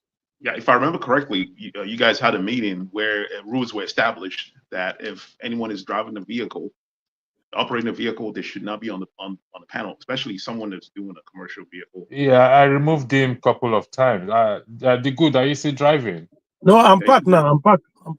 Okay, you're parked. So the vehicle's going by you that is reflecting. Would that be correct, please? No, I'm packed. Yeah. These are my hands. I'm stationary now. All right. Thanks for bringing that up. I removed him a couple of times when I saw him driving. Yeah. I noticed. Yeah. I noticed. Okay. All right. So, my conclusion, I'm going to conclude by, going through what everyone says, things that I can remember, things that I wrote down. D Good said something about P2B being a good person. That's why he was voted in. But he forgot to mention that P2B was, his name was in the Pandora paper, his name was in Pandora paper, and a lot of corruption allegation cases that were leveled against him that were actually proven. Those are facts that we all can actually have access to. So he's not a saint, actually. And in the case of impunity, how it's impunity, I mean, the guy's phraseology was kind of wrong. I don't know what he meant by that. Igbo people are to commit the less impunity. Is that what he meant? That's kind of like a faulty generalization. You cannot say something like that. You know what I mean? There's nothing in the DNA of Igbo people that makes them not commit less impunity.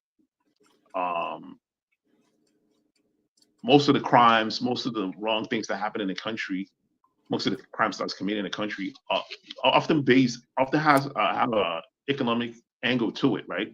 Nigeria being a very poor country, undergoing hyperinflation,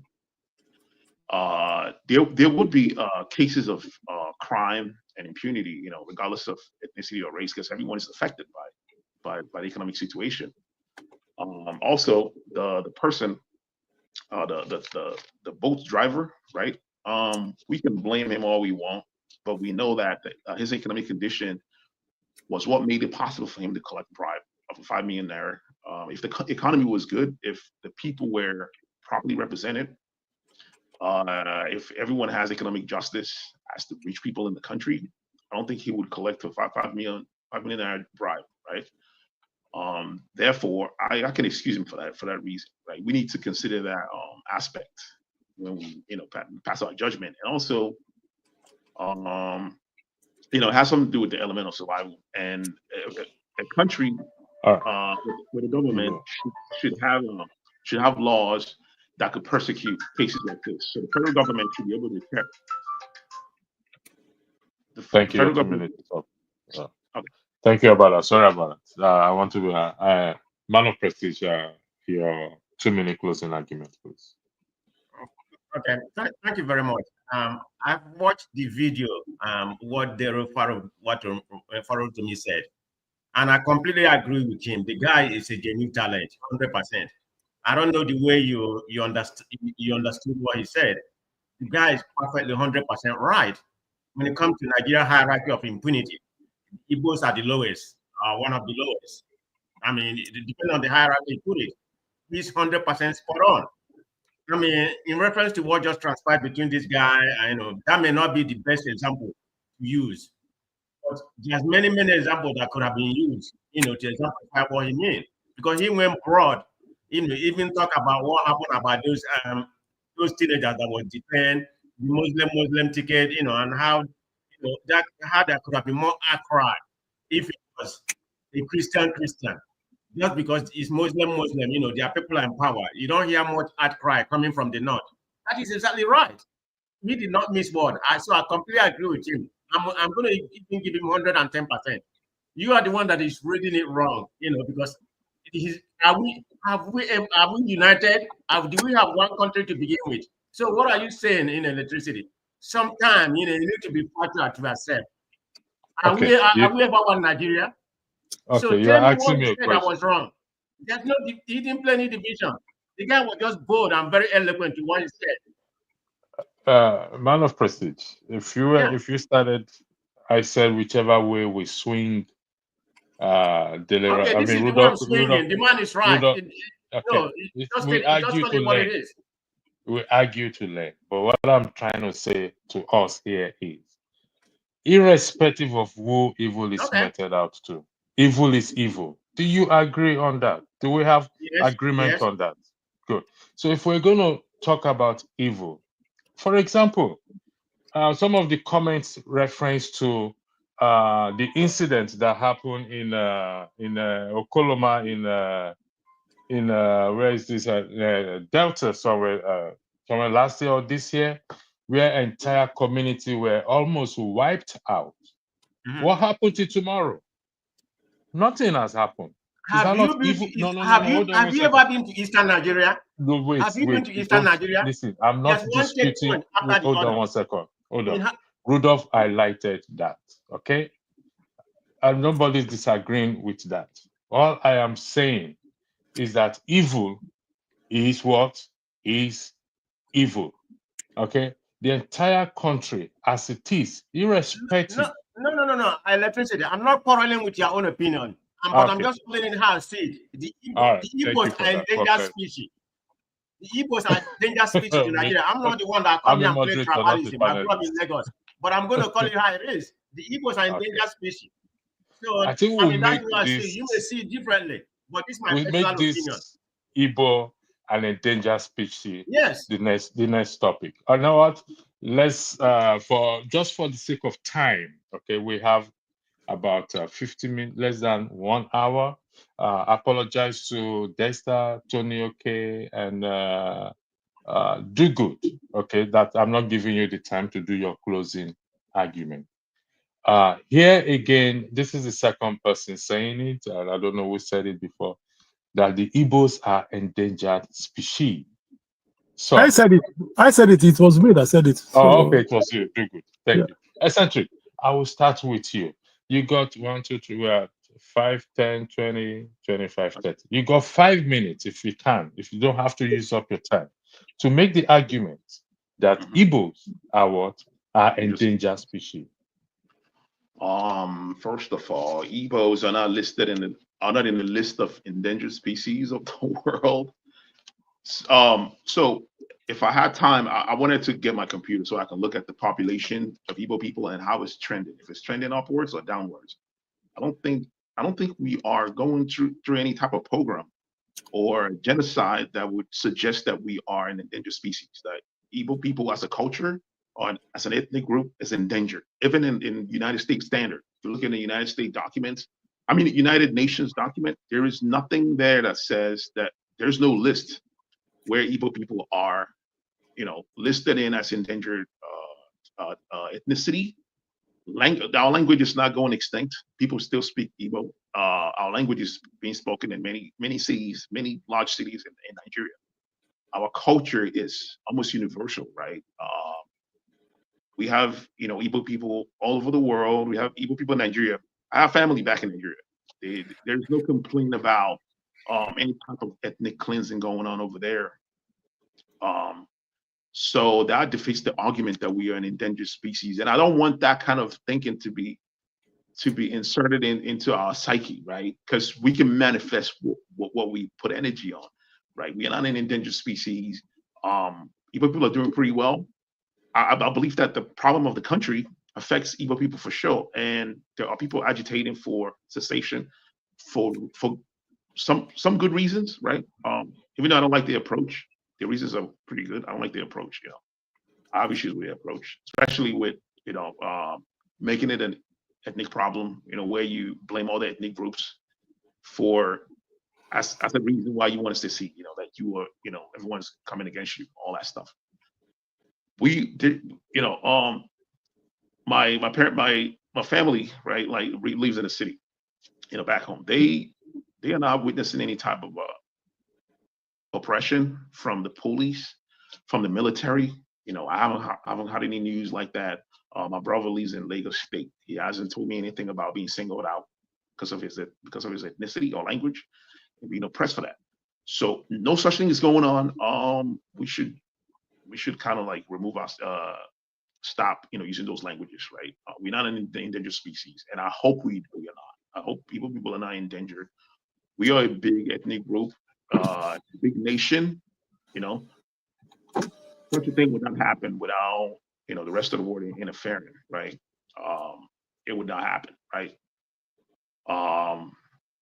We don't have any like terrorist group in the East, right? Targeting a particular group of people there, like it is in the North, like where Boko Haram is wreaking havoc. We don't have those issues there. You know what I mean? Our education level, when it comes to education, even people are way up there.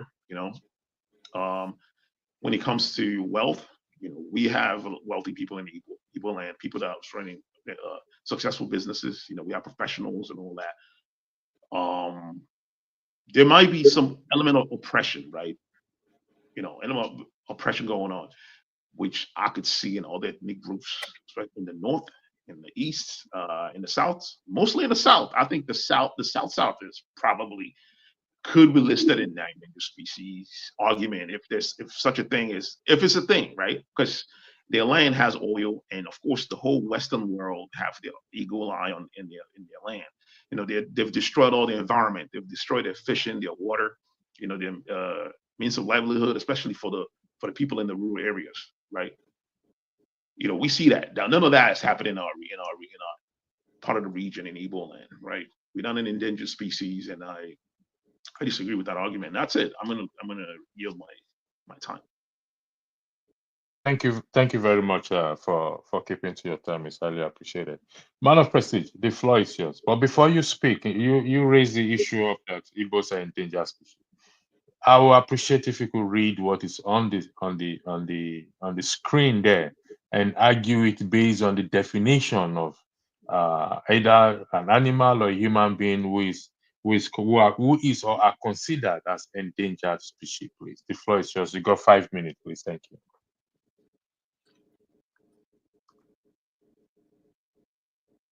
Oh, is it me? Okay. Okay. I'm not gonna pivot back to what happened during the Biafran War, something like that. That's bygone. If you want to go by that, then I would say the first part, the sudden rapid of decrease in population, that pertains to the issue. But we are not there right now. But for the second part, about the loss of our critical habits, yeah, it's being perpetuated right now. For we being marginalized to all angles. So that's why I use the word endangered species, and that's pertaining to where we are right now. We are not given to any kind of position. Look at what's happening in Nigeria. Appointment-wise, we don't have anything. There's no kind of federal, apparatus in the Southeast. Go and look at the Southeast. Everything that is been happening in the Southeast, the Southeasterners are surviving. It's because of their indigeneity of their business mind or something like that. That's why they're surviving, doing well, in my own opinion. But the federal government has not been able to provide, provide us with any kind of what the federal government is supposed to provide. That's how I look at it. In all aspects, appointment, anything. You can say, okay, how about this guy that own airpiece and a lot of the billionaires we have in Anambra State? But it's because of their, they are doing it by themselves. The government is not helping the Southeast. We were deprived, during the Civil War. We're supposed to be compensated. How much did they give us? To my own understanding, my father said 20 pounds. Maybe somebody correct me if I'm wrong. How do you expect to survive with that? We have been pushed back 50 years beyond, and we are doing okay right now. And the fact, they haven't come to our rescue. So that's what I use. We're endangered species. Do you want me to go on and on and on and on and on of the way we are being deprived as a Nigerian? That's you have 5 minutes. My own personal opinion. You may have your opinion, but I'm very strong about my opinion. Yeah. You have 5 minutes. You can use your time. You don't have to. No, I don't have that much to say. I don't like to talk a lot. I've told you how I feel, and that's it. All right. Thank you very much. I'll come to you, Do Good. You also raise it up based on what you are reading there. Are you guys endangered species? You see, I've always if you remember the last time, when we come into this kind of discourse, when people are making their inputs, I do ask them a question: when was the last time you visited Nigeria? The last guy before, is his name Eccentric or whatever? I listened to his episode with the way he was talking. Let me just ask him: when was the last time he was in Nigeria? If you can just answer, 2014. 2014, that would be 10 years ago. Okay, now listen. I just came back from Nigeria 3 weeks ago. And when I say Nigeria, I came back from the east, Oka, to be precise. And this is the second time I'll be visiting there. I visited in January, from January to March. from August till October. So I've spent 4 months in Nigeria, and mostly in the East. So when I'm talking, I know I'm talking from a fact. Like this guy I alluded to. There's police checkpoint, army checkpoint, every pole in the Southeast, and they are not doing anything. They are just collecting money, extorting money from people. You still have the floor. Do good. You still have the floor. Does that make them endangered species? Yeah, I'm coming to it. Right. No, like there is no federal government present in Southeast. The road that bringing from Onitsha, Onitsha Enugu road. They did one portion. That one portion they just. I use Enugu Airport when from Oka to Enugu. I applied that road in January, and again this August. It's practically the same. But one man is building is it a coastal road from Lagos to Calabar? And when we complain, they will say, "Did you vote for him?" Now, like I said, my people are. I'm glad you are with Dr. Damages earlier. When last week he brought the one commissioner from Anambra State, where they discussed how a guy was shot at a police checkpoint, was killed just because he didn't give bribe. Imagine in this hard time, people, if you know how people are soft. When I landed in Oka in August, I bought fuel for 840 naira per liter. By the time I was leaving, I bought it for 1,300. And sorry again, I'm going to interject. Does that make them endangered species? Because everywhere around the country, a case of a guy who didn't pay, who didn't give money to the police, and they shot him. I've been threatening. No, listen, electricity. I've been threatened. When normally when they approach me, I will, because how much I've just given them 500 naira, 1,000 naira. But this guy came with it as if the next thing he told me, I will shoot you and nothing will happen. I will just say you're an IPOB. That's what he told me. I mean, I'm not lying. I'm telling you the fact. But it happens. Let me tell you this. Yeah. I go to Nigeria every year. Okay, I was in Nigeria this year. Okay, so it's not about people going to Nigeria or not going to Nigeria. Okay, and I drove and I was stopped by the police, equally stopped by the police, and I have my driver's license with me, and I presented it. I don't argue with them because you know why? Those guys, it doesn't matter what part of the country they are idiots. They'll just waste you. They don't give a bloody care. Nobody's gonna fight for you. It happens everywhere in the country. I want you to take note of that. It happens. We can argue that some people feel less treated than the others, but does that make the Igbo an endangered species? Are they in extinction based on this definition? Is there a decrease in population or a loss of its critical habitat? That is just what I want you to say. Answer question two, please. Thank you. The floor is back to you. Well, you can be here and argue, but I'm telling you, and I'm telling you what an Igbo man faces in Nigeria in general. Imagine election came out just because we presented our own son. Oh, an Igbo man cannot rule Nigeria. An Igbo man, Okay, since you have been ruling, you've been governing. How far? What is the result? And for the guy, I remember the guy that brought up the issue of P2P and Pandora box or whatever. The man during the election, he said, go and bring out anywhere he mismanaged money or any corruption that he will resign. Nobody. The issue of corruption, the issue of Pandora box was in 2008 or whatever. when he was impeached, he went back to UK and said, since let me invest this money with my family, because they were threatening him that they were going to kill him, the Oba brothers. He left for a while fighting for his case.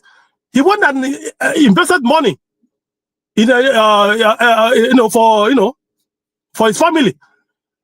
And then he said, bring the evidence that yes, I embezzled money. Up till now, do you know what's the former governor Obiano and the current one Soludo? They are sworn enemies. Those people, they don't want. He said, bring out. They couldn't bring out any evidence. Thank you. Your 5 minutes is up, please. All right. Thank you. I gave you more time because I interjected you, exactly. So you have more time. I gave you more time. I know. I agree. The floor is yours. Thank you. Well, I think we are getting the focus very wrong. If you go by the explanation here on screen about the meaning of endangered species, this thing about Igbo being endangered was muted in May 2023, and that was at the Anglican Synod of the Church of Nigeria, Anglican Commission, when they held a meeting in Umuahia. And one of the things that came up was that the Igbos have become the endangered among other tribes in Nigeria. I don't know the basis for that assumption, but Professor Lumumba has said that if you go to any place in the world and you don't find an Igbo man, live there.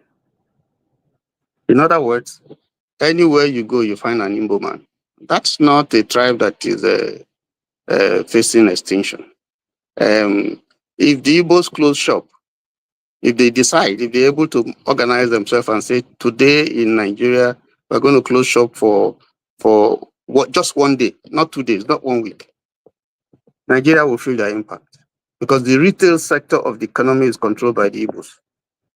That's not an ethnic group that is endangered.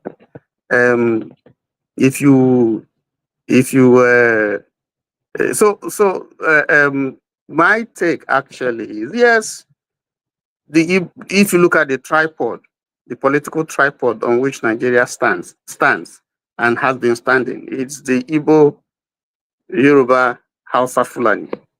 And yet we have multifarious ethnic groups in Nigeria. So I don't think that assumption is right. But there's a sense in which people feel that they are endangered. And that is because if you look at the 6 geographical zones, the Igbos are the ones that are marginalized. They have 5 states. Others have 6. Even one has 7.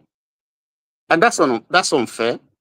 And those issues are not being interrogated by the Igbo politicians because they are losing revenue.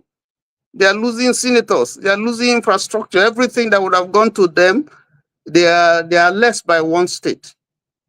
Infrastructure, they are less by one state. And then if you look at the distribution of offices, just look at what just happened recently. You took away an Igbo minister, and then you replace her with a junior minister. I'm just speaking. I don't know the logic behind that, but I'm just speaking. And if you look at their distribution of offices, I think if I'm right, since independence, the Igbo man has been the inspector IGP in Nigeria only once, and he's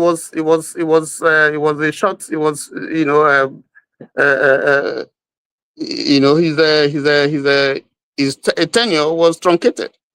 And if you look at so many other strategic positions and so on and so forth, you find that in the civil service, you don't really find the Igbo man, occupying very strategic positions, even though the Constitution provides that there should be a reflection of federal character in the distribution of things. So I think that may be the basis for which Igbos think that. And then if you look at the Civil War, as a matter of fact, the Igbo man has done very well because no ethnic group in Nigeria that if they went through the things that the Igbos went through the war, the rate of recovery, the industry, the hard work of the Igbo man, the ingenuity of the Igbo man, it has no comparison all over Nigeria. So they have done well for themselves. But in terms of benefit as fellow members of the nation state called Nigeria, I think there's reason to say, well, we are not being treated well. But that's not being endangered because they are not being extinct. The language is still there. They say that if you look at the number of millionaires that we have in Nigeria, the Igbos perhaps, have the greatest number of millionaires. So they are not endangered. It's just that, and this is my take. The Igbo man needs to really, really do some re-engineering and see how they can use their economic power, to be able to capture political power, because that area they have not done very well. The Igbo man has not produced the president. The one they had was not an executive president, and I think those are some of the things they have to address. They have to look inwards, first of all, look at themselves. Unfortunately, there's a tendency for them to allow themselves to be disunited. And that's deliberate, and that's politics, because if we can break you down, because we fear you, because we feel that if you are there, we don't trust you, or so on, then the best thing is to make sure that you're perpetually divided and you cannot stand as one to take any decision. That's been part of the problem of the Igbo man. But to round up and to summarize, is the Igbo man an endangered species in Nigeria? I don't think so. But are they discriminated in the sharing of federal resources? My answer is yes, but that's not being endangered. Let me just yes, sir. The floor is yours. You got 5 minutes. Your 5 minutes starts. Okay, thank you, Electricity. Let's be honest with ourselves. The Igbo man is an endangered species in the context of Nigeria. What you have done is in the context. This is a general definition. In the context of what Nigeria is a corrupt entity. The entity called Nigeria, the Igbo man is an endangered species. That is correct. The Igbo man is seen as the person, for everybody, for the lapdog. That is what the Igbo man is seen as. If you are looking for, okay, let me give you an example. You see that case about the children that committed treason and they were sent to, they were tried and the judgment was passed. All of a sudden, do you know that the narrative was being spinned that it was more about the judge because the judge was an Igbo man? There was a narrative that was already coming out that, it was a judge. There was an Igbo judge. That is what, when you say the Igbo man is an endangered species, that in the narrative, in the context of Nigeria, that is what it is. Nigeria is a corrupt entity. In that corrupt entity, the Igbo man is the lowest on the cadre. Now, I don't agree. Dexter, you still have the floor. Floor. I don't agree with that. Hold on one second. Okay. Hold on one second. You still have the floor. I'll pause your time and I'll continue with that. If we're gonna change, we're gonna change this in endanger Igbo man, Igbo people, they're at risk of extinction because of a sudden rapid decrease in its population. Is there any evidence that there's decrease in Igbo population, please? A yes or no will suffice. No. That's why I said no. There's no. In the context of Nigeria, please. In the context of Nigeria, is there a decrease in its population? There is no decrease in the population, but it's high. Thank you. The floor is back to you, please. Okay, yes. There's no decrease in population. That's why I said if you use the conventional definition, you won't get the point of when people say the Igbo man is an endangered species. It means that in the Nigeria of today, if you have everything that is going, when it comes to the Igbo man, there is always, like these people have pointed out, acts of discrimination. That's what they're looking at. But my point is this: I don't think the Igbo man is interested in all that. The average Igbo man is not interested in position of presidency. He's not interested in all that. The Igbo man just wants Nigeria that can work and where there's equity and fairness. Where if he goes for his business, it is not about where are you from. It is done on merit. And Nigeria was thriving at a time when it was like that. That is what the Igbo man wants. It's not about position of whether it's you have position of presidency or this one. If they want to give all the ministers to other people, they should give as long as they are doing the right thing. I always make the point. The first mayor in Enugu State was not an Igbo man. He was a Hausa man. The mayor in Enugu State in 1960 was about he won election against an Igbo man. So what are we talking? It is not about this. What we want is a Nigeria that works for everybody. Whether you are from Calabari, whether you are from Otubo, whether you are from Kafanchan, it doesn't care. You come, you get it on merit. That is what look. The point electricity is this. There are people that want a Nigeria like that, but there are people that don't want a Nigeria like that. There are people that want a Nigeria the way it is, whereby you go to an office, it is who is my brother that is there that will put me in position. That is what it is. So it's not about presidency. Who is interested in president? Who presidency help? Buhari was president. Did he help the North? No. Tinubu is president. Is he helping the No, it's who presidency. It is about equity, fairness, and justice. That's what people want. And the country will move forward. Thank you. Sorry, if I have one more rebuttal. Right. I have one rebuttal. Right. Let us not throw shades on people when we don't know the complete backstory and spread misinformation. Somebody here threw a shade on Peter Obi that the corruption allegations were everywhere. There is no corruption. There has been nobody has written that Peter Obi was found in. No, don't misinform people. It's not good. Let me tell you why I say don't do that. Tomorrow, you yourself might rise to a position of prominence, and you'll be surprised how people will start throwing about misinformation about you. Yes, Peter Obi's name was listed in the Pandora's papers because they were Nigerians that, look, it happens everywhere in the world. People protect their wealth. You have people that move to Dubai from the West to protect their wealth. He was in the government. That's when he was in the government. No, he was not in the story. You are misinformed. He was not in the government. Peter Obi was running a massive conglomerate. The moment he won election, that was when he did all that. He left everything behind. So please don't. No, my friend, please. It's clear. No, I have read, my friend. I have read it. I have followed the stories. So go and get the facts right. Don't do all this misinformation. It's not good. I'm saying so. Go and do before you come out and spill those kind of things about people. Get your sources and information right. Peter Obi has a right to keep his money where he wants to keep it. You have a right to keep your money. If you want to protect your money from taxes and you feel that it is in Dubai that your money will be kept, it is your money. It is not my money. So don't now number two. Don't money laundering. It's called money laundering. Your money cannot be laundered. My personal money cannot be laundered, my friend. I can launder another person's money. Not my personal money. Let me go to the next person, please. Jefferson, you've got 5 minutes. Your time starts now. You have this argument after Jefferson finishes. I'll leave the floor open. Then we can have an open argument. I'll still be moderating, so there'll be respect and decorum, please. Jefferson, you've got 5 minutes, please. Thank you.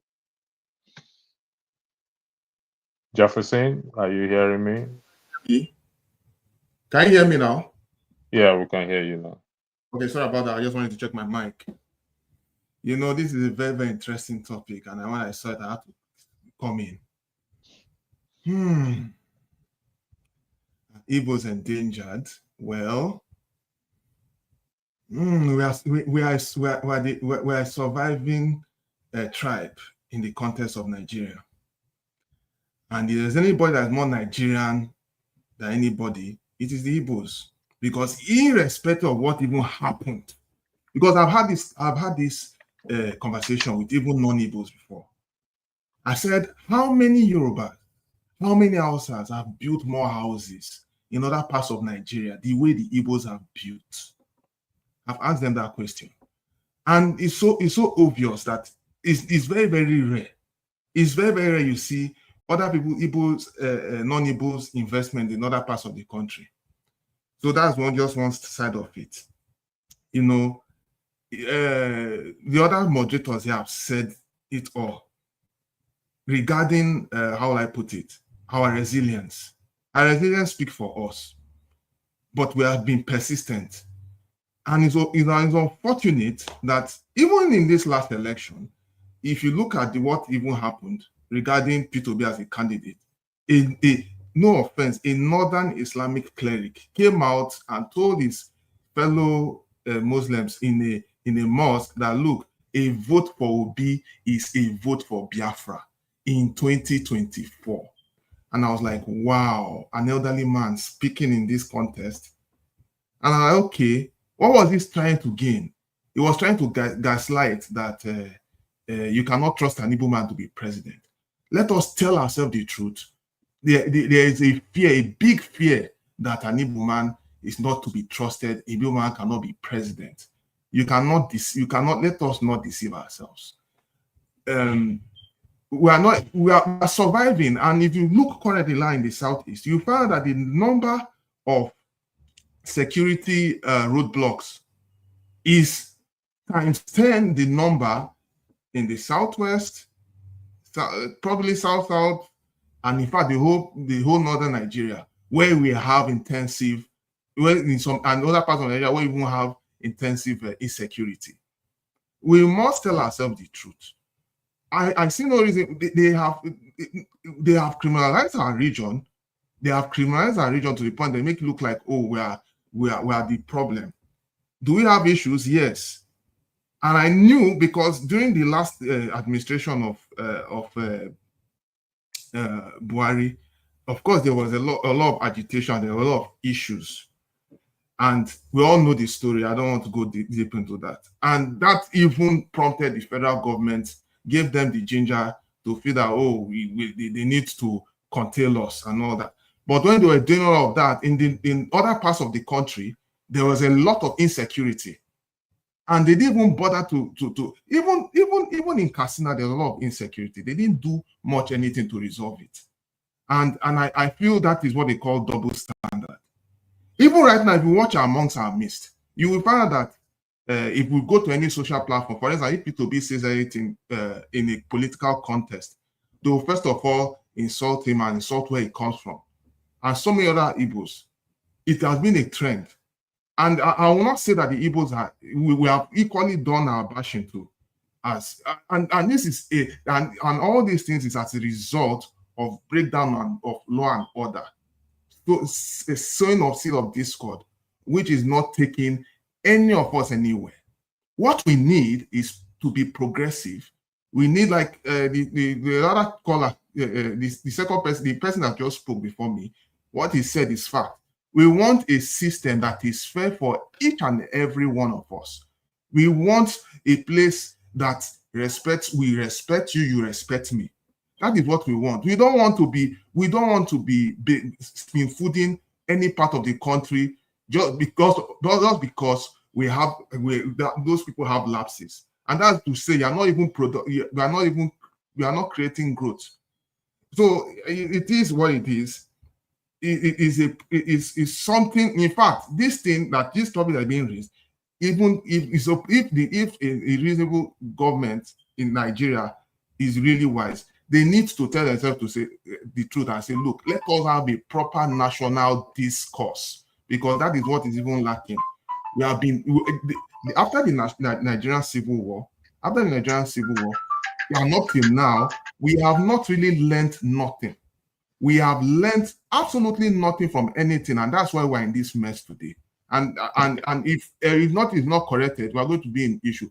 And to correct the other guy that was trying to say that the guy was doing money laundering. Are you telling me, look, if they wanted to get to be, it is very easy. They had EFCC, they had all the operatives to track all his financial dealings. Why is it that they couldn't see anything? Even the house they say he had in London, he did investigation. He showed proof that he owned all those things, and they didn't see anything on him.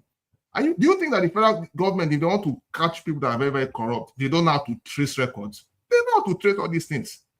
He didn't do any of those money laundering. And that is why, sorry, no offense, I will soon finish electricity. And that is why they cannot, even currently, even this administration cannot blame him of any corruptional dealings. I rest my case. Thank you. Thank you.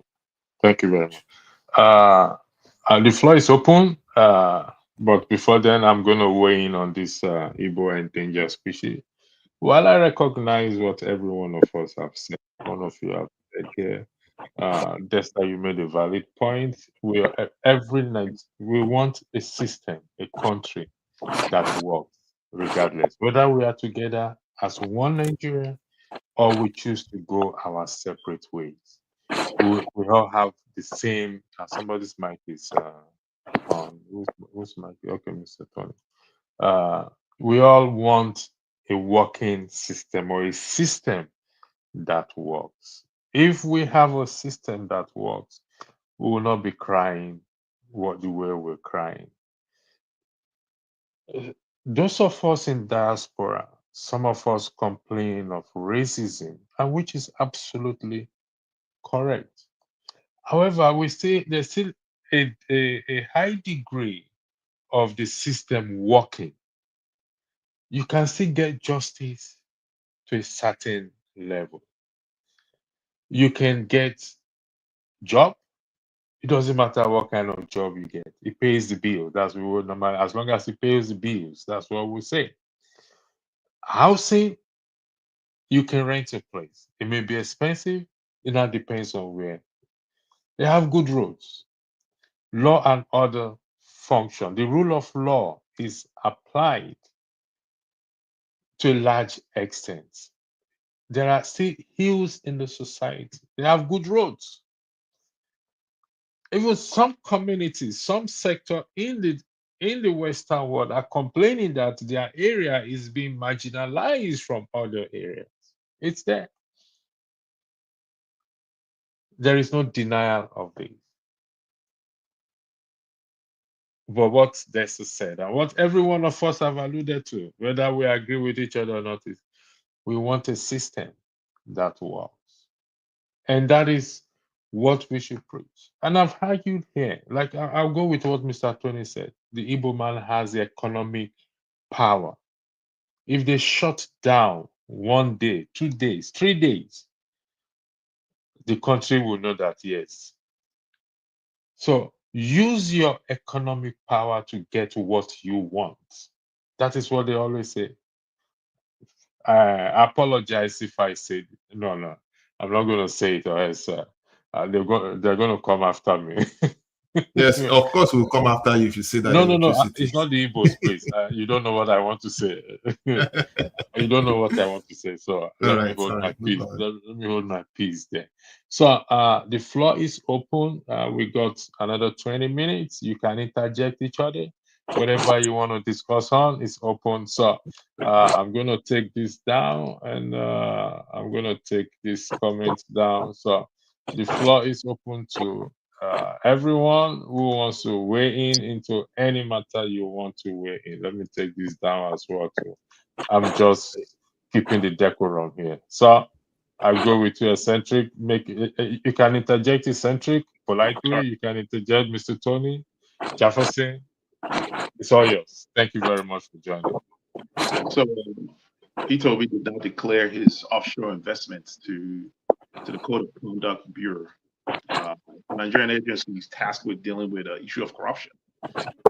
That's what you need to do before you become a governor, or before you serve in any government position. He did not do that. And of course, if you look into the Pandora paper, you see how he dealt with, when he tried to hide the business, offshore, they even, using his daughter's name to run the business. I mean, that's a case of corruption, Sorry, with due respect, why isn't that why can't they bring out the proof or show Sorry, let me debunk your story. Let me help you. Peter Obi was not declared governor. Peter Obi was in court. Oga. Peter Obi was presumed to have lost the election. Go and dig into that story. I've heard your story before. Peter Obi has even expounded on this thing you're saying. Peter Obi was presumed to have lost the election. He was in London when people called him in a board meeting, when they told him, you have just been declared by the court winner. And that was when so this is your backstory. I've heard it, that he did not do all this.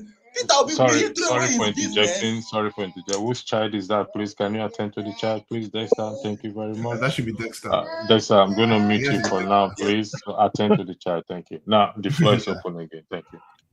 Yeah, so if they want to... Okay, continue. Sorry, continue. Yeah, the offshore account case, the Pandora paper, it's it's like online. It's accessible by anyone. I think we should hold politicians accountable, regardless of who they are, where they come from, right? Regardless if they're evil or not, we need to hold them accountable. Like we're not saying this person should be a saint. We're not talking about personal issues. Even the so-called Pandora paper you're talking about, the international community was doing some fraudulent business. Hold on, eccentric. It was doing some fraudulent business. The international money laundering team will have flagged it since now. They will have gone after him. After all, don't forget, they almost went after Oyema in Air Peace, thinking he was doing fraudulent business. Someone wanted to. Are you aware? They wanted to nail Oyema that is doing fraudulent business. But guess what? It was all a hoax. Simply because he was expanding, and they're wondering how is he doing it. It's a public record. I know not only that. Sorry, I think you should. He was facing a lot of resistance, even when he wanted to expand his air fleet to London and thereabouts, and he now brought down the air price. When other people were charging us in Nigeria about 3 million or 4 million to go to London, he brought it down. And when he brought it down, the competitors like Turkish Airlines, they now started bringing down their price to try to prove a point that they can be competitive too and try to have an attractive market for us. And when they saw that the people were not buying it, they have been attacking him because of his strides of progress.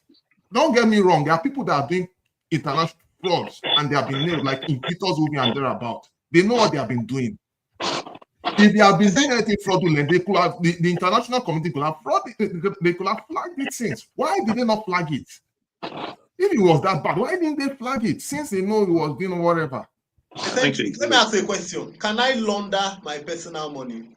Money laundering is just answer. Can I wait, eccentric? Can I launder? Hold on 1 second. I'm going to interject. The good. Let me explain to you. You can interject anybody at any time respectfully. You don't. I'm not involved in moderating, so. No, I'm trying to be, decorum. Just become a decorum, Okay, all right. Thank you very much. I just want you to know that. All right, thank you. Eccentric. Can I launder my personal money? No, you can't. Money laundering is a federal crime. No, you can't. No. Can I launder? So how do I launder my personal money? Money laundering is a federal crime. So, eccentric. Can I launder? Stop putting a blanket. Can I launder my personal money? Money laundering. I think you are asking the question properly. You can have ill-gotten wealth.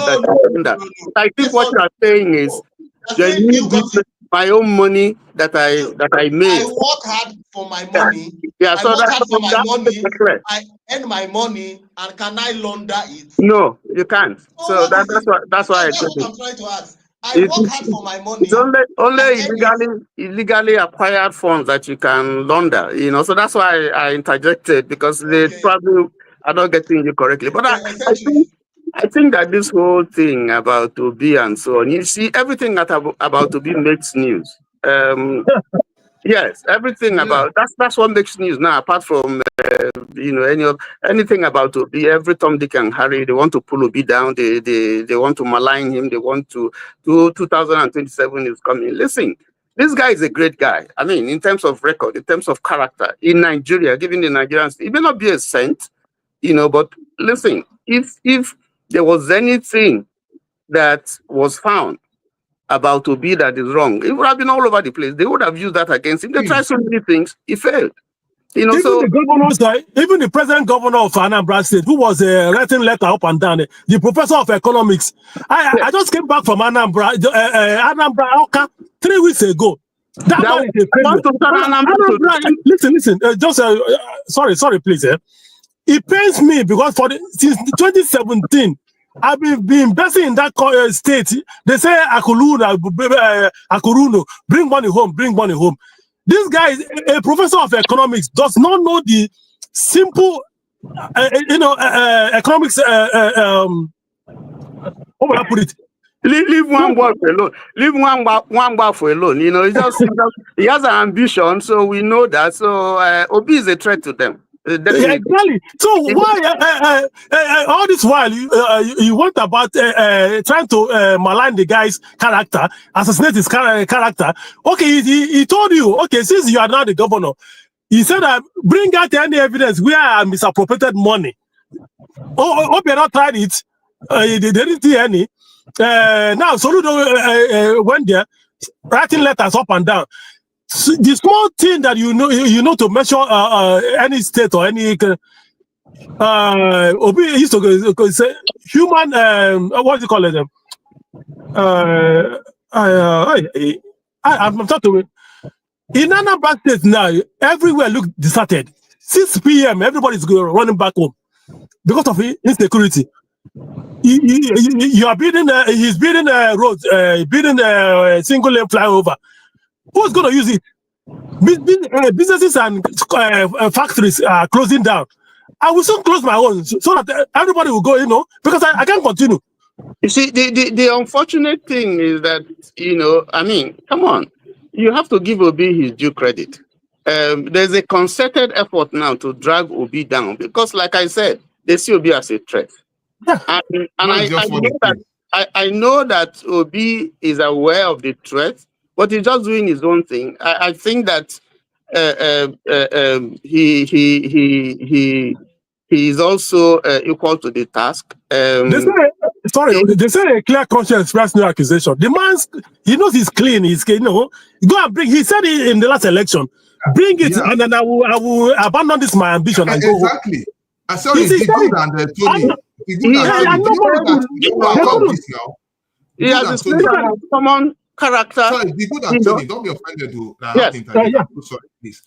You know that even when Obi left and Obiano was the governor, they had savings. He used that savings to build that airport. That airport in Anambra, I think Chino Airport. Yes, and he was discussing with the fellow governor. I think governor of Sokoto. I forgot to I think it's it's from the Middle Belt. It's governor of what's the? I think Ishaya. It's not. He asked him where he got the money I think it's Taraba or Taraba. Governor of Taraba State or what? Yeah. He said it was the money that will be left. So they know all these things. I even went ahead. The funniest thing. He went ahead and said, "Me, I'm not leaving any kobo."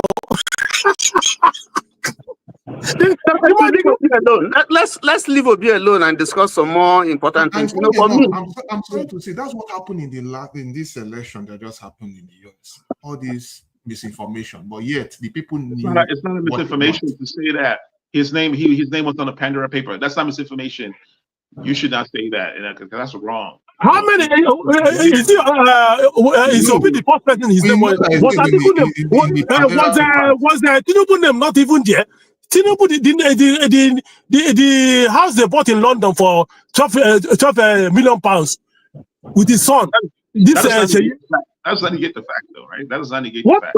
Go and read Obi's clarification of this Pandora thing that was. Obi has talked about it. I listened to it. The guy wasn't even a governor because he was he won an election. They gave it to another person. He was even he went back to London because they were threatening him. This brothers were threatening him.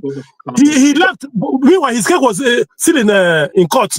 He now invested the money. Yes, you are right. He put the money in his family, his children, under his children's name.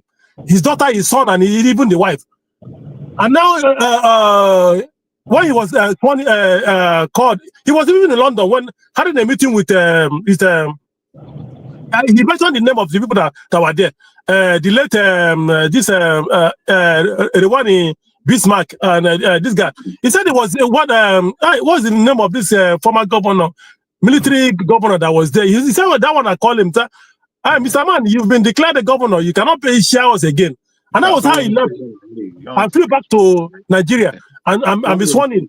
You see, the one of the reasons why it's difficult for us to have people of character in our politics is because of this smear campaign. People just people rather. Campaign. I don't have any. It is. It's not smell campaign. How will you see someone who at least who is even more sane that will even give you what it takes to run? And he has given you models upon models to save the country. But then you guys feel that it's not good enough. But you would rather go with someone who claims he has experience in handling a mega city and yet cannot even give us any result today. Can you explain how was a smear campaign to say that his name was on the Pandora paper and did not tell the Code of Conduct Bureau that he had an offshore account in a tax haven in a country that's a tax haven? Can you explain how was the smear campaign? Okay.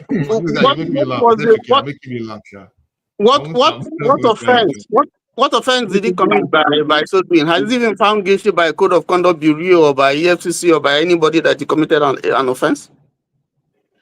Oh, really? Is that the indices that we are using to measure? What are they doing? I mean, yeah, of course, because he has not violated any law of the country. Recently, EFCC released the name of some for past governors and past politicians that are under their radar. Just wait there. Just wait there. Let me just help you there. EFCC under Nuhu Ribadu mentioned 5 governors, the most corrupt. Tinubu was number 1 of them, and you do well to go and check them. They are the people leading you today. Exactly. 5. Even the Pandora papers, they asked him.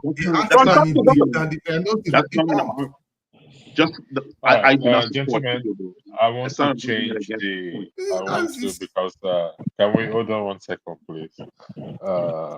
It appears we have photo 1 here. So, but I want to highlight something. Then I'm going to play a video. So, can you see that? I do not believe in the term black community. So I'm going to play a video, a very short video, then we can weigh in on that, please. It's still an open floor, please. Okay. Share, present, share screen, this one, this, and share. Here, and come on, please.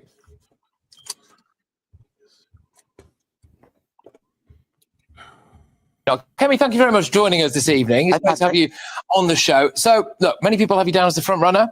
You performed very well in our head-to-head leadership debate, whatever it was. If there was a criticism of you, it might have been that you're a bit light on the policy detail. I can understand that. 4 and a bit years in opposition, time to crystallise your minds. But what I wanted to do tonight was to try to put to you some of the biggest news stories of the week so far. Okay. So we can get a picture of, if you were in opposition, what would Kemi Bain not be saying about this stuff? Okay. Right? So, look, the biggest story of the week has been the Chris Cabba story, I think. This police officer is found not guilty of murder. Do you think that the police have to do more to prove that they are not institutionally racist? And was the BBC right to say that the verdict traumatised the black community? So I do not believe in the use of this phrase, the black community.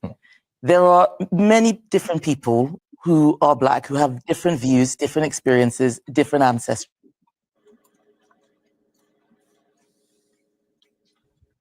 Is that all? No, that's all. Do you want me to continue playing it? I just want to make it short. I want to know. I want to see what she said. You can continue. Okay, all right. I'll continue Maybe playing it. Okay, my sincere apology. I will continue playing it. I will just try to be nice to you guys. Share video, screen, continue playing, and does it continue? The idea that we're all, in a club somewhere making decisions together. Do not believe in the use of this phrase, the black community. There are many different people who are black, who have different views, different experiences, different ancestry. The idea that we're all, in a club somewhere making decisions together, all think the same and believe the same thing, vote the same way is nonsense. That's number one. Number two, the fact is that this is somebody who committed some very serious crimes. This belief that you can do things like that and you're still celebrated by others just because you share the color of their skin is completely wrong. It is not right. This was somebody who was a serious criminal. And I think the worst thing is that a police officer had to go through so much just for doing what was right. Okay, so you would actually back Yvette Cooper's decision now to give anonymity to police officers in future if they're... Yes, I would do. I would do. I think that the police today are doing a much harder job than they've ever had to do before. Endless. So I think that is the backdrop of it's just a statement. Black community, you know. I mean, we don't have to talk about it if you don't feel you don't want to talk about it, and we can just continue with the discussion we're going on. I just felt that we are 4 against 1. And only eccentric is there, and 4 people are on him. So I just came into the rescue. But if not, I'll take it down, and you guys continue with your discussion. Thank you.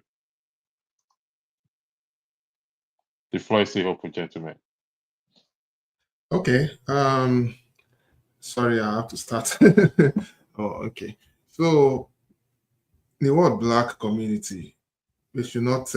It has been there for a while. And we're Please, all before black. you go ahead, Jefferson, that lady that just finished speaking, be respectful. I'm in love with her, so that I don't ban you. No, Thank I'm you. not going to murder her, but I All don't right, agree. thank you very much. You see, the thing is, so many things bring. You see, so it's a bit like I said. It's always a bittersweet situation. You know, we cannot deceive ourselves that there's no injustice. You just discussed now that the issue of racism, right, that's happening in the US, and eccentric, you're aware of this. You're obviously American, and you know there's racism in America. And now, I won't say that everything has changed overnight, but at least to some degree now, they're beginning to tone down on it. Most organizations are toning down on it. Most institutions are toning down on it because they believe that it is not a way to go. Hold on. Look, so it's about the black community. So let's not devolve into other issues. You know what I mean? No, I'm not devolving into that issue. It's actually part of the There's such issue. a thing as black community. You know, I think that's a point. Yeah, I know it's black community, but look at it this way. We have to go through. We have to have a reference point in this conversation. With due respect, eccentric, and the reason why I said that is because when a mistake has been made in the past and people are trying to correct in the future, you still understand that there are still traces. Because if you watch that video, you'll still find out too that they are still because the guy that was the moderator that was speaking to that woman, Kemi, was still making emphasis on the fact that this black community, this black community, because obviously he's seeing this and they still have those prejudice. You cannot and people will always view you as how they want to perceive you. You understand? So that is it. I disagree with her. She cannot tell me that up till now that people are still not practicing racism within. They may not bring it out now as it was prominent in the past, but it's still there. It's definitely still there. You understand? So I think I think she was just downplaying the whole thing. Again, I think there's black community, right, in the sense that white people, right, when they created the concept of whiteness, right, they used that to separate themselves from other communities, Yes. And Africans became the black community, right. It's a form of caste system, right. It enforces the caste thinking in the white man's psyche, right? Because he made himself white, and we know that Europeans are not white. There's nothing white about Europeans. Yes. They're pink people, according to the Native Americans.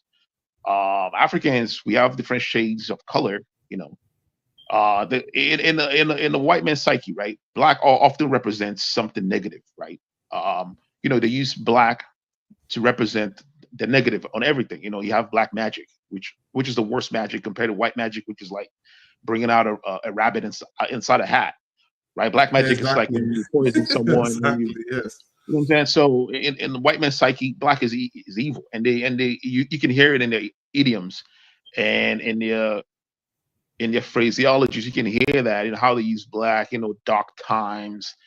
You know, when we were in elementary school, you know, when we wrote comprehensions, we said that we had black, dark in complexion, and then you grow up and you hear people, you know, making statements like, you know, dark times, using black to represent something negative, right? You know, it can have effect on the psyche of a people, right? But I think of course there's a community, right? There's a community of people with our type of skin color, right?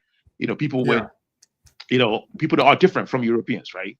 Perhaps people that don't have a lot of Neanderthal genetics, right? Because we didn't grow up in Europe, and you know, that's a community, right? And there is racial discriminations, economic discriminations based on that idea, right? It's a thing. It exists, right? Whether she likes it or not, it's a real thing, you know. Yes. But also we need to recognize the fact that, you know, there's this duality that exists in the white man's psyche. That's why he made himself white first. You're gonna make and if you have any type of any drop of non-European blood in you, you were considered not white. You know what I mean? In the American context, right? If you go back to the time, yeah. So they you know, something about one drop rule or whatever. You know, that's why people that look like Oyinbo here are considered black, right? If they come to Nigeria, we'll probably think they are they were from somewhere in Europe, right? But you know, it's a form of caste system, right? It's a caste system, right? You know, it's my name eccentric caste, right? Yeah. You know, we are eccentric people. You know what I mean? You know, it's a caste system for sure. But the community thing, it's like when we write our names in like, let's say the census and any government documents, we take black, right? Black African, right? You know what I mean? That's how we are recognized in the European community in the world. And you know, that's, you know, they've used it to, you know, create a lot of generalizations, right? You know, black people are this and that, you know what I mean? You know, but it's a reality in your psyche. You know, we cannot escape from that reality, you know. But we are a community. We are grouped as one in the community, whether black, whether Africans, First Nation. I would say I like to call ourselves the Earth people, right? Because if you look at the evolution of the planet, but Africans were first, right? Africans were first, and of course, you know you have different shades. You know, people that were moving out of Africa, whatnot. We were the first people, and there's evidence in part of East African country. I forgot the name of it. There's a deposit of one element. That was the first element during the formation of the planet. Actually, there's a large deposit of it. I think it's not Cotonou. I forgot the name of the place. There's a large deposit of that first element, you know, during the formation of the planet. Of course, adamantium or something like that, right? No. It's like a common element. It's a common element in the periodic table. We are, you know, we are the first people on the planet. Of course, you know, everyone else has African DNA. If you are a Homo sapien, you have African DNA. You know what I mean? But of course, you know, there are differences, cultural differences. You know, Europeans are tribal. You know, believe it or not, they are tribal. That's why they created this. You know, that's why they made themselves white. You know, they try to create a tribe of people that look like them. You know, from East Europe. You know, I mean, from West Europe. You know what I mean? And other parts of Europe, like for instance, Italians used to be blacks, right? Italians used to be blacks. You know, Italians were lynched. You know, they were treated like black. Irish people used to be that. Used to be non-whites. You know what I mean? So, you know, there is, you know, there's elements. There's duality to this whole argument. You know what I mean? Black. There's a community that are not white. We are not a white community for sure, and that's how we are treated. You know what I mean? It's a reality. It's a fact. You know, it's an economic reality. It's, you know, you see it in everything. You know, whether she likes it or not, it's a fact. Yeah. So at the end of the day, she cannot escape that. She cannot escape that. But again, I think maybe there's a context she's going towards, like, oh, there's no a black community or whatever. But at least she's at the same time, she's living herself in denial, because whether you like it or not, no matter what you do, they will still look at it the other way. they'll still try to look you in a way that is still like downgrading, just like you have equally said, you know. And it will shock you, even within the whites, even among the people that are white, they still have discrimination. Like I literally have literally seen someone, a white man in America here, who complained that his own mother-in-law, who was Greek, Yeah, sorry, let me interject, please. Let me just quickly interject. Hold on, Jefferson. I want to highlight something here. I think some people, Kemi was speaking with regards to an event. A gang member was shot and killed. Yes, the gang member name is Kaba, but her statement that she did not believe in the term black community does not only refers to just the gang member. Let's get that clear, please. I follow the story very well. I think I understand. So she's talking about the black community in general, not just a gang member, because of that is the context of this discussion. So those of us who knows the story very well or claims to know the story, saying it's not putting in terms of context, we're putting it in context. Was referring to the black community in general, irrespective of the Kaba case or not. Thank you. I yield the floor back to you, gentlemen. Yeah, so I kind of understand what she's trying to do. Like, I agree with her to a certain extent. Like, for instance, like if there is this burden that we all have when something negative happens with someone that looks like us, right? There's a tendency to often generalize, right? There's this tendency for especially other groups to generalize. Like when someone does something negative, they go, "Oh, black people," and like if something really, really negative that catches national attention happens and it involves someone that looks like us, we know how we feel like when we go to work. People, how people talk in code sometimes, and then you feel a certain way about it. You know what I mean? It's a thing, right? We get discriminated. There's this tendency for people to generalize, when it comes to our people. But when something happens that involves the European, they're treated as individuals, right?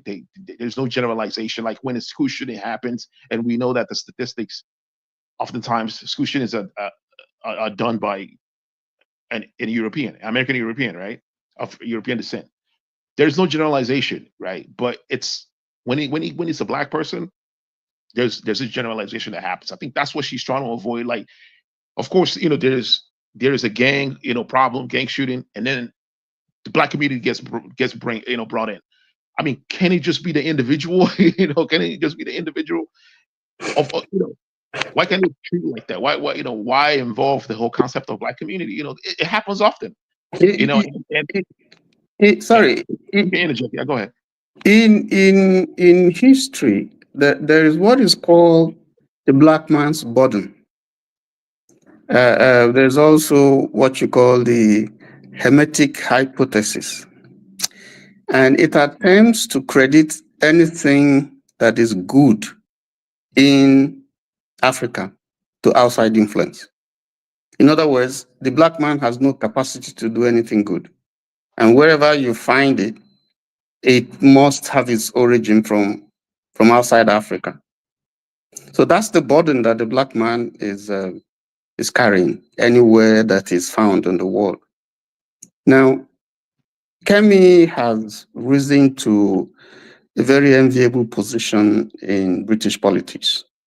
And I believe that's the first time a black person is holding a position as the leader of political party in the Tories. The Tory party, yes. And that keeps her one step to becoming the prime minister. Whether that's going to be possible, it's another story altogether. But you see, if you look at the travails of Prince Harry, for instance, who married an African American black lady, or mixed, if you like, but an African American, you would see currently that throughout that marriage so far, there's been schisms, there's been problems. And part of it has to do with who his wife is. And from all that we hear, it's not It's no longer rosy. It's a problem, and they may go their various ways. And that's simply because the prince has done something that is, I'm trying to look for the right word, is unacceptable. Because his mother suffered the same fate when he was going out with an Indian, and they didn't quite feel happy with it. So what Kemi, I understand from just the little that I've seen here, is trying to dispel this view. She's not denying that she's Black, but there's some sort of derogatory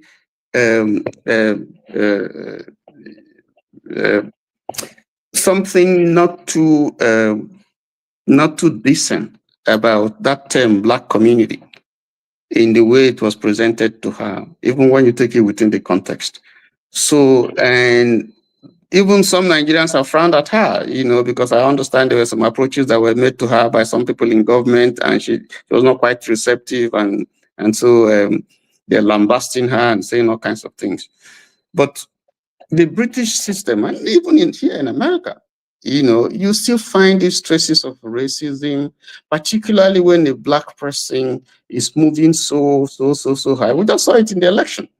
There are people who feel that outsiders are coming to take over their country, and so with the demography fast changing, people feel that, listen, if we don't do something, then, we may lose out. That kind of stuff. But these are the people who were defending apartheid in South Africa, So I think Kemi's situation is actually one that, I'm sympathetic to, and I think she should hold strong. I think being a Black person, she should hold her head high. She's a Black person. We are Black because we're born in the tropics, or we're raised in the tropics. If we were born in a temperate climate, we would have been. And if you look at civilization and go back to history, you find out that Black people, if you trace the origin, it's probably from Africa. There's a correction I want to make, right? If you look at the indigenous people of Australia, right, they are Black. Aborigines. If you look at the indigenous people of India right now, India and Asia, they are Black, right? Most of them are like, they are. It's like small communities now left, because the Aryans came in and dominated them. Yes, that's true. There are Black people everywhere. The reason why people turn light skin, there has been a lot of ideas proposed. They were eating a lot of grains. Of course, we know that they made it. Humans, the Grimaldi man, when he went to Europe, made it with the Neanderthal. The Neanderthal with light skin. Yeah, that's how all light skinned people, all Europeans have Neanderthal DNA. 2 points, 2%, 3%, 4%. They all have Neanderthal DNA. That's how they turn white. They have pointy nose. I think that's if you were born, in a different region with the same DNA, you would be dark skinned. I don't think you would, turn. No, but environment also has a part to play. I mean, that you can take out. Environment has a part to play in your what your skin looks like. Because if you look at if you read the history of the early man, and you're looking at the various stages from the Ice Age, when it was all weather was all not the what the Ice Age was not all around. It wasn't all parts of the earth did not experience Ice Age. Just what that correct.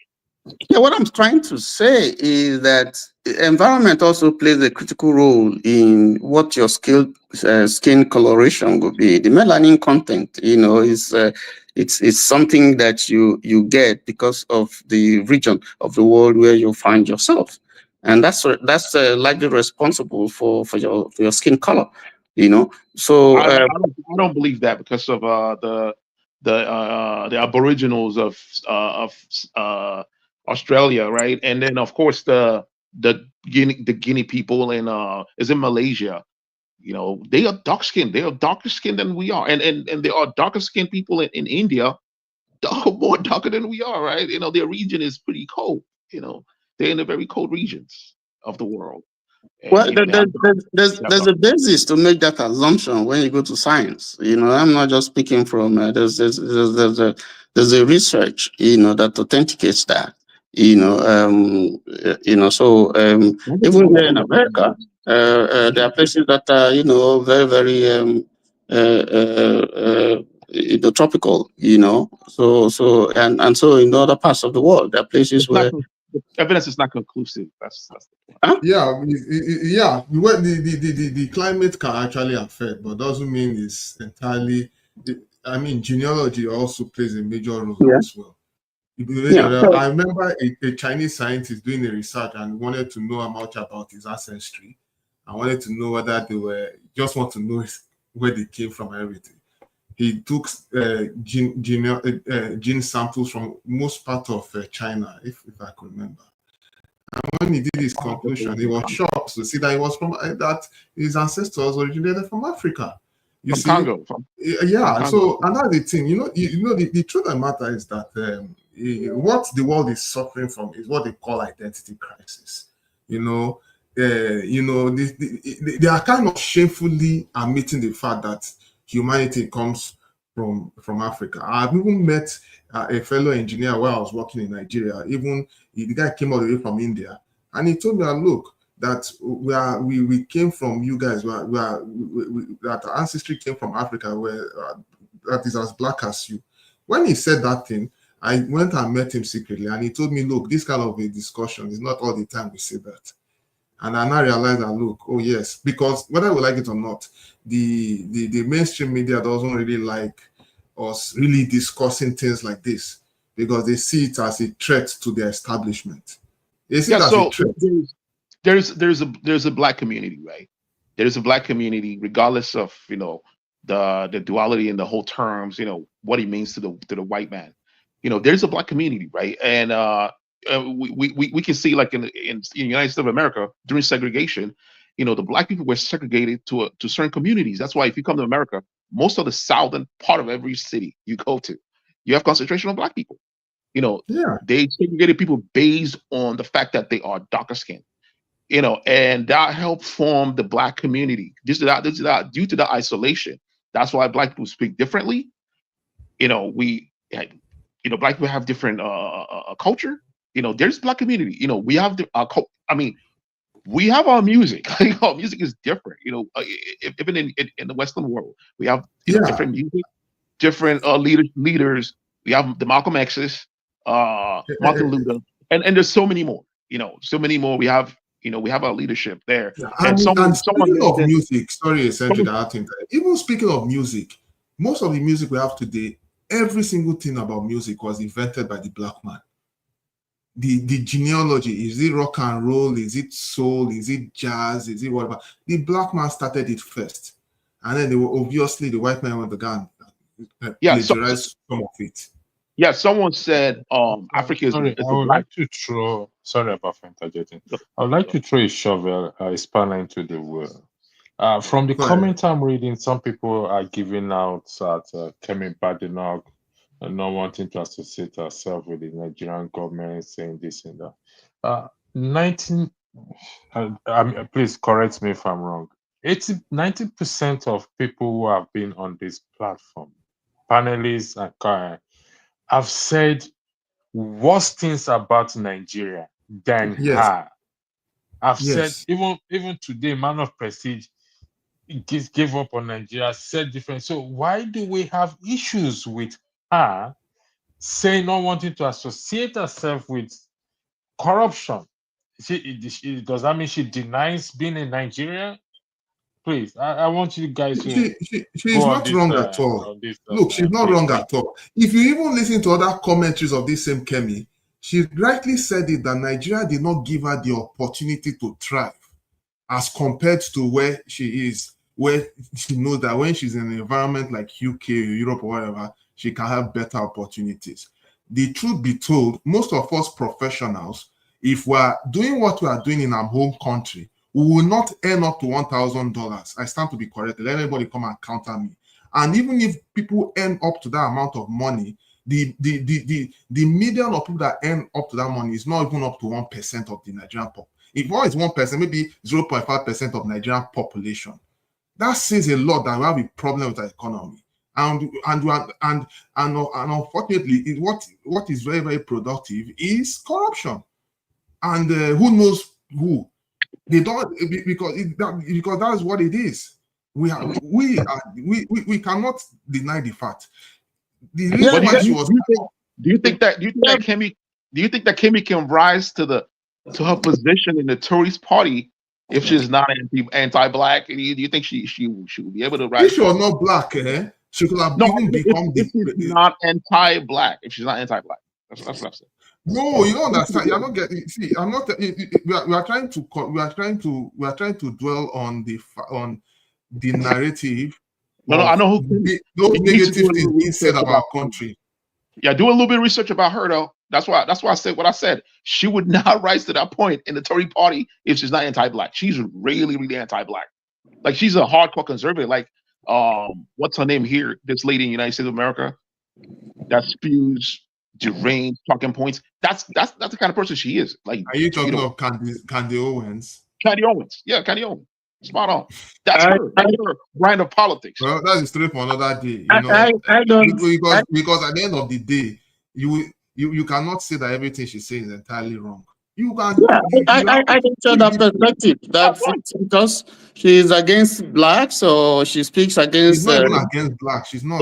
That's why she goes to that position. No, that will be denying her personal merits that she due because exactly. This is a fool. This is somebody, and don't forget. Hold on, eccentric, and don't forget too. She equally knows. Her own great grandfather equally faced racism. And it was one of the last generation of cotton picking slaves. She made herself that when she was in the hearing. Didn't you get? I want to hear Tony's point. Tony's point. I think he's trying to make it very good. Yeah, it's like saying that Obama became the president because the mother is a white lady.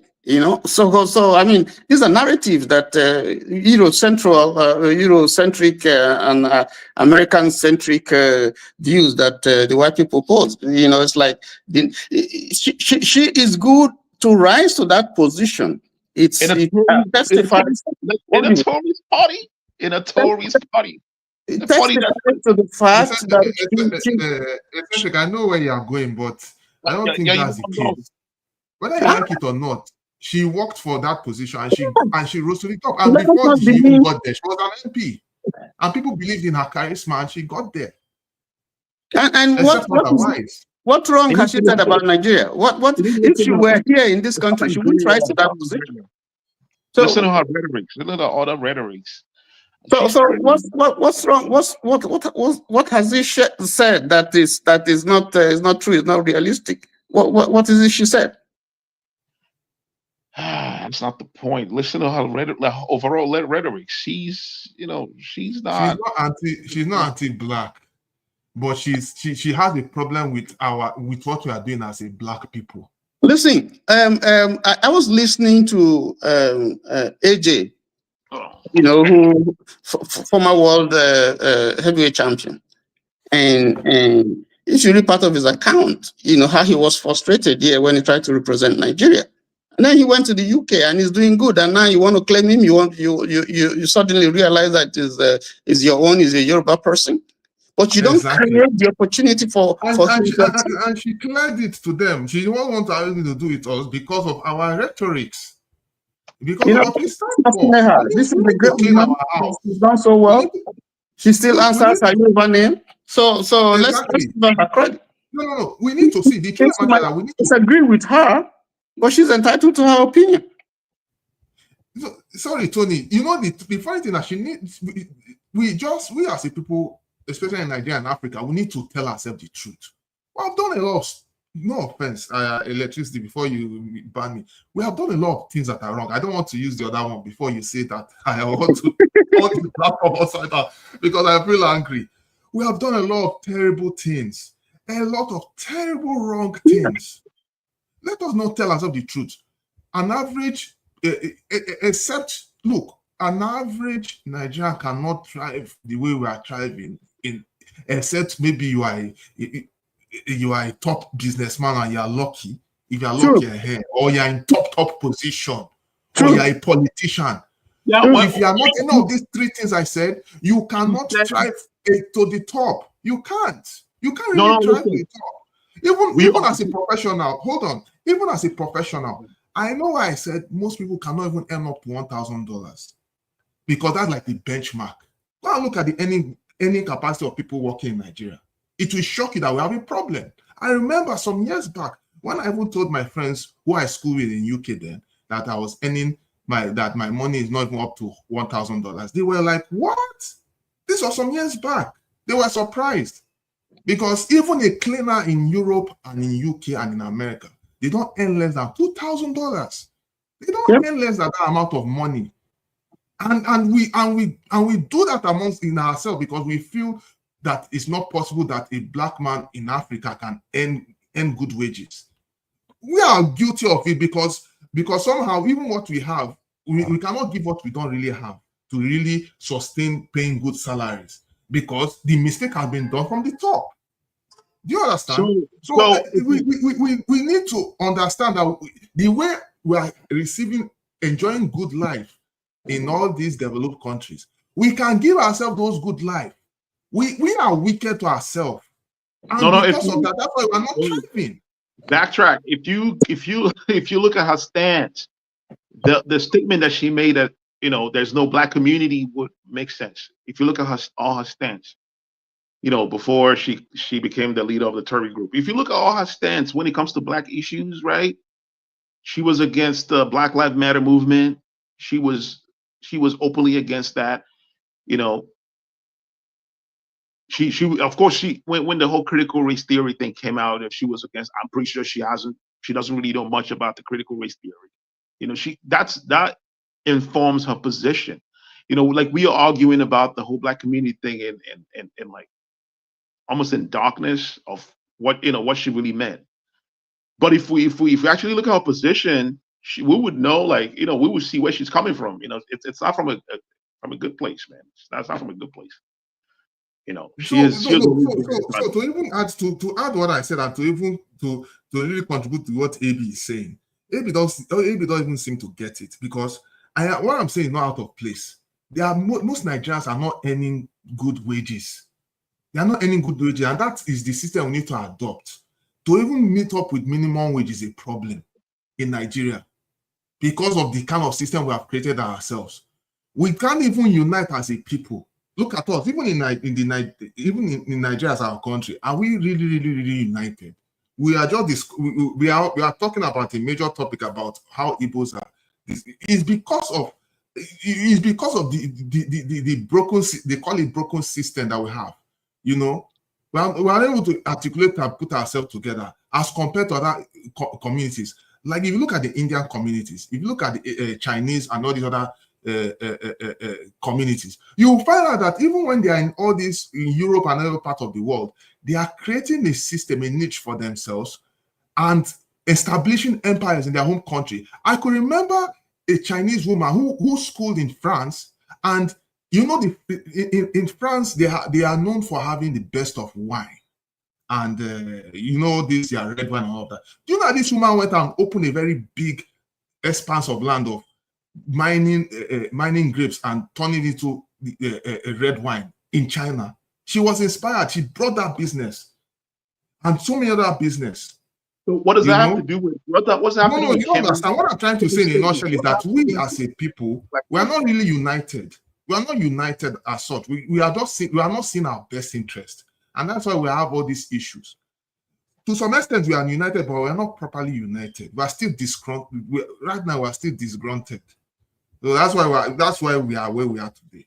And that's why even Kemi was saying what she was saying.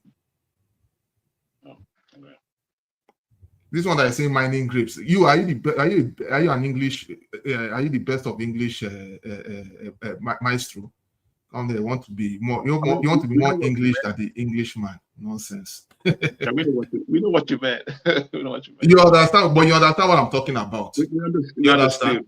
And in addition to that, you even see that these Asian and Chinese and the Indian people, they are establishing global companies in all this. How many global companies does Africa have in other parts of the world compared to Nigeria? Compared to our Asian brothers, that is actually helping our people to be positioned. You know, Asia is a continent, right? Asia is a continent. You're not No, gonna I know what I'm talking about. I'm just like trying to understand what I'm trying to say here. We don't have a collective interest as compared to our other brothers. Kemi is not to Madame Luke. Kemi is not the representation of Nigeria. Like her positions, her rhetorics does not represent Nigeria. Like, come on, man. Like, she's not like we have better people than her. Why would she represent Nigeria? What did Nigeria do for her? She does not represent that. Yeah, I don't know what she was saying on her comment section. Like, why would she? Her politics does not align with the politics of a lot of people that come on the platform, anyways. Why do you want that identity now? Because she's now the leader of the Tory party. Why are you seeking that identity? It's based on her rhetoric. She's an anti-black. You know, that's how she climbed the ladder. You know, listen, there is this belief that I have, right? Black people as oppressed people, when we want to get to the top, you know, we try to like step on our people to get to the top. People do that a lot. Like, for instance, what's this guy's name in the UK? The black guy that's in government, in the current government, I don't know, I forgot his position, man. I mean, he was talking about how he was comparing what's going on in Russia and in Ukraine with slavery of his people. But then when it comes to the issue of the Gazan people who have more proximity with us than Ukrainians, he does not call that genocide. Like, you know, these are the type of people that represent us. You know what I mean? When they get to that position, like, for instance, Kamala Harris, right? She's half black, but she was locking up mothers, usually black people, black parents for truancy, for their kids' truancy. You know, she was doing all that. You know, like I don't know why we do that, man. When we try to get to the position of power, you know, with the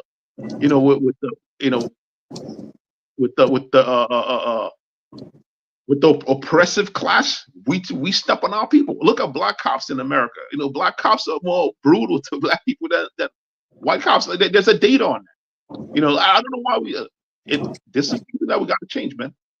Yeah, that's true. That's true to a large extent. You know, that's true. Even those of us who are here, some of those who give us the greatest problems are just people who look like us. You know, because they feel that you know, you sold them into slavery. You come over here to take over their jobs and so on. So in your dealings with them, a lot of the time you are more patient. They say things to you that even a white person would not say to you. You know, so I don't know, but okay. When it comes to ordinary people, I don't think they are the reason why we are not excelling in our jobs.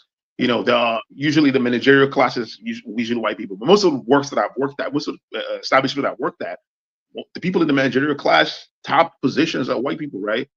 And you know, of course, there's a problem. You know, there's this minute problem with, you know, within the black community. I'm not talking about the ordinary people. I'm talking about people that are excelling positions of power, right? You know, that look like us. You know, they always like try to step on us to get. The valid question to ask is, why is it that when a black person gets to such a high position, they begin to look at his or her skin, but the skin has never changed? It's always been there. Even when she was down, you know, why is the skin color? Why are they making remarks or wanting her to pander to ethnic jingoism, when in fact this is the leader of a whole party that encompasses all shades? Why do you want her to identify with a particular ethnic group just because she's black? No, like it's like the context that I mentioned, right? You know, how she's against the, you know, Black Lives Matter movement and, you know, critical race theory, and how she's against like the black movements and all that. I think that kind of informs the questions, right? And I think it has something to do with how she climbed up to the Tory party leadership. I don't think she'll climb to the Tory party leadership if she has a progressive ideology, right? If she believes that black people are being oppressed, you know what I mean? Like a lot of policies does not favor black people in her community. I don't think if she has that position, she will climb that ladder. That's the point I'm making, right?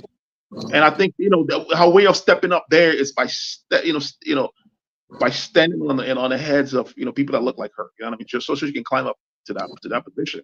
People do that a lot. I don't get it, especially in the conservative parties. Black people that are in conservative parties, they're the ones the first to say, "Oh, there's no such thing as racism. There's no discrimination." In the conservative party in the United States of America, a lot of black politicians in the conservative party do that. They do that a lot. Like we see them in the conventions talking about, there is no racism, and then they talk about slavery and all that, how slavery was better, that the timeline was better for black people. Like that's crazy to me. Like somebody like Sowell, there's the renowned economist. If you read most of his books, he's like spewing that rhetoric, and he's very popular with the black conservatives. There's that tendency with us, because it's like if we come in with the truth, we're not going to be allowed to get to that position. I think that's what it is. They select the ones that are critical of our condition. Like Martin Luther King was killed. There is in the election that we just had in the United States. If you look at North Carolina, you had someone who is black who ran under the platform of the Republican Party for governorship, and then you have someone else who is white and they ran. I'm not trying to whip up. I'm not trying to be racially inclined here, but you see that the African American who ran as governor was pandering to Trump's rhetoric, and people didn't take it, and he failed. We saw it also in Georgia when you had. Who is this? I know what you're talking about. The reason why he failed was because of he had a personal issue where he was visiting pornography sites, right? There were so many other issues. There were so many other things he said about racism, about Hitler and stuff like that. It wasn't just all that. But the point is that if it's offensive, it's offensive. Your color doesn't matter, So you can't. It's not always true that when you are you're an apologist of certain views that placate, quote unquote, maybe a certain section of the people, then that gives you the leeway to rise to whatever position that you. There are people who would look at it and say, no, we look at the issue specifically the way they are, and then on the basis of that, they vote according to their conscience. But again, I think they should just leave this lady alone. She's not the only black. She's the only Nigerian, in diaspora that's doing so well. You have someone in the Biden administration who is the Deputy Secretary of the Treasury. Nigeria has not exploited, to the best of my knowledge, any useful opportunity, if there is from that position, to see what interventions they could get from the Biden government. I don't know. So, and there are so many other people in Canada. There are Nigerians who are at the top notch in governmental positions, and so I don't know why this Kemi issue is a problem, because of what she has said, and so on and so forth. For me, if she said whatever she said, and that helps her to rise to whatever position that she is in, good. Somehow it shows some visibility for us as Black people and as the Nigerian, because she cannot deny her Nigerianness. Even that's fine. That's fine. It helps her as a person, right? And somehow we feel like it helps us as Nigerians. But to me, it's a problem. Like, for instance, the lady, the United Nations representative for United States of America is a Black lady, right? She was the one that voted against the stopping a genocide in Gaza. That it's a pretty bad look. You know what I mean? It's like they select this type of people. I mean, come on, like the motive is almost looks of ulterior. Why do they have to select someone that looks like us to do something like that? To be, you know what I mean? Like it's and like, for instance, when Obama was the president, right? He was the one that went to Flint, Michigan, when they were having water pipe problem. They were having excess lead contamination in their water, and he went in and drank water and saying that the water is drinkable and all that. That was the worst thing that anyone could do. But then, that being Obama, it's pretty terrible, right? I mean, look at what's going on in Flint, Michigan. There's a lead poisoning for a lot of the young people there and the older folks. That means, it will retard, their brain. The ability to learn will be messed up for life. You know what I mean? He went there, he drank the water, saying that the water was fine, but that was not the reality. People were like, "What the hell?" And these is mostly the community that were affected the most were Black community. The Flint, Michigan. Let me tell you something. Let me tell you something. You see, this is a reality that we can't deny here. If you look at some neighborhoods, particularly the Black neighborhoods. Yes. I once lived when I was living in New York. I don't live in New York now, but I once lived in a neighborhood that it's predominantly Black, and the water that is dispensed there is different from one that is dispensed in Manhattan, where I work. And these are things that were structured over time. I was during the segregation. So you have these things there, for a long time, and because this is part of the way this society had evolved over the years, and it's taking. They're changing now, but not as rapidly as you would want. The Flint situation that you talked about, it's been addressed now. I think Biden, it hasn't been addressed. It has not been addressed. Currently, there's a current video of people in Flint, showing that there's still lead contamination in the water, high level of lead contamination in the water. And I have this belief that, this issue of lead, lead paints, houses built before the 70s, right? The projects, mostly where Black people lived, the lead contamination in their water probably has something to do with the retardation of Black people, right? Because we know what lead contamination does to people. We know that what it does to children. Children eat paints because lead paint is very sweet.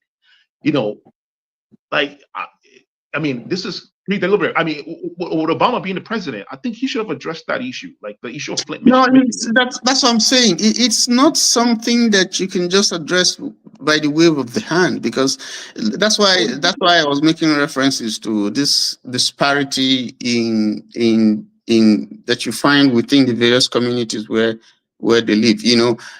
Up to today, you still find there are certain areas, certain parts where you find a particular ethnic group is dominant, or a particular not ethnic group, a particular people. There are areas where you find the Italians are dominant. You have areas where Indians are dominant. You have areas where you have Blacks predominating, and you have areas where you have Jews predominating. And if you look at some of the infrastructure in those areas, they're slightly different from what you have. The Black areas are usually, and the Hispanic areas are usually Black and Hispanic dominated areas, usually the places that are, what's off in terms of infrastructure. So that's how this society has been for a long time. So the challenge, has been. It's by design, and it was done by the federal government. Like, if you read the book called The Color of Law, that book explained in detail how these things were done during segregation. Most of the schools that were built in the Black communities were understaffed, and they didn't have infrastructures, right? And we saw the effect that it had in the retardation of Black people here in America, you know. And the infrastructure, the pipes that they used were lead pipes. You know, it was documented. It's also in our country. You have places like Victoria Island, Ikoyi, Banana Island, and so on. You have these disparities all over the place. It's not just you know. I mean, you can't compare that to Agege, Yanopaja, Kokomaiko, and all those areas, Mushi, and all that. So these are realities. These are things that you find. You know, the whole idea of GRA and all that. It's just this colonial concept and mentality that certain areas must be properly developed, and then there's certain areas that are not as developed, and the poor people live there. You know, so that's been it's not just peculiar to you know, the developed countries. We have it in Nigeria, and it's even worse. Yeah, because that mentality hasn't still changed. You know, let me use this opportunity to tell people. Go ahead. I will use this opportunity to tell people.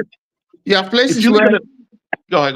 Don't buy a piece of land. You're not going. You're more likely, if you have the money, to go and buy in Ikoyi or go and buy in you know, all those than to go to you know, one of these you know, downtown areas in if you allow that word in Lagos, for instance, because that's how our psyche has been built. That's how we've been led to because there are better roads there are better facilities there, light.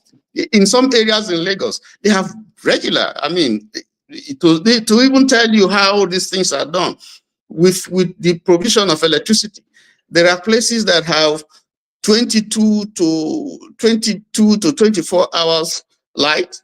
There are places that have, you know, less, you know, maybe 18 to 20, and then there are places that, you know, so that's how it's been done. So and again, why wouldn't there be a level playing field? Why wouldn't we are all Nigerians? The government exists to provide these facilities for everybody. So why should there be that kind of discrimination? You are supposed to be subsidizing those areas that are poor and not the areas that are wealthy. So there's the problem with the way, you know, these things are structured even in our country, and that's the reason for part of the problem, because the areas where the government needs to intervene is not places like Ikoyi and all those places, you know. That's where they're supposed to intervene. Rural areas. Yes, those areas, you know, and lift them up, because if you want to address the problem of insecurity, you got to lift those people up, because you are not safe. If you are not safe, if majority of the people are poor, here's something I want to ask, right? Do we know, like, if most of the infrastructure is built in Nigeria for like the poor people, right? If they actually are using this poisonous material like the lead paint, you know, what type of, like, one of the characteristics of lead paint is they actually eccentric. You don't need to go too far. Majority of the materials, the things imported, they are substandard. Let's start with that one first, because for instance, go ahead. The material they use in building, I don't know, electrical appliances, maybe in America and Europe, England, and all of that. The standard used there is different from the one that our so-called elites, when they want to bring things into the businessmen, when they want to bring something, they'll say bring it down, our people will use it like that. So the reason why I'm saying that is because of the effect the lead paint has in the brain, you know, mental retardation of you know, young children, you know, at age, I think 1 to 7 or something like that. It's bad. Bad. Totally bad. Yeah, it is really terrible. Like, if you have time, go to YouTube and watch, you know, lead poisoning. Like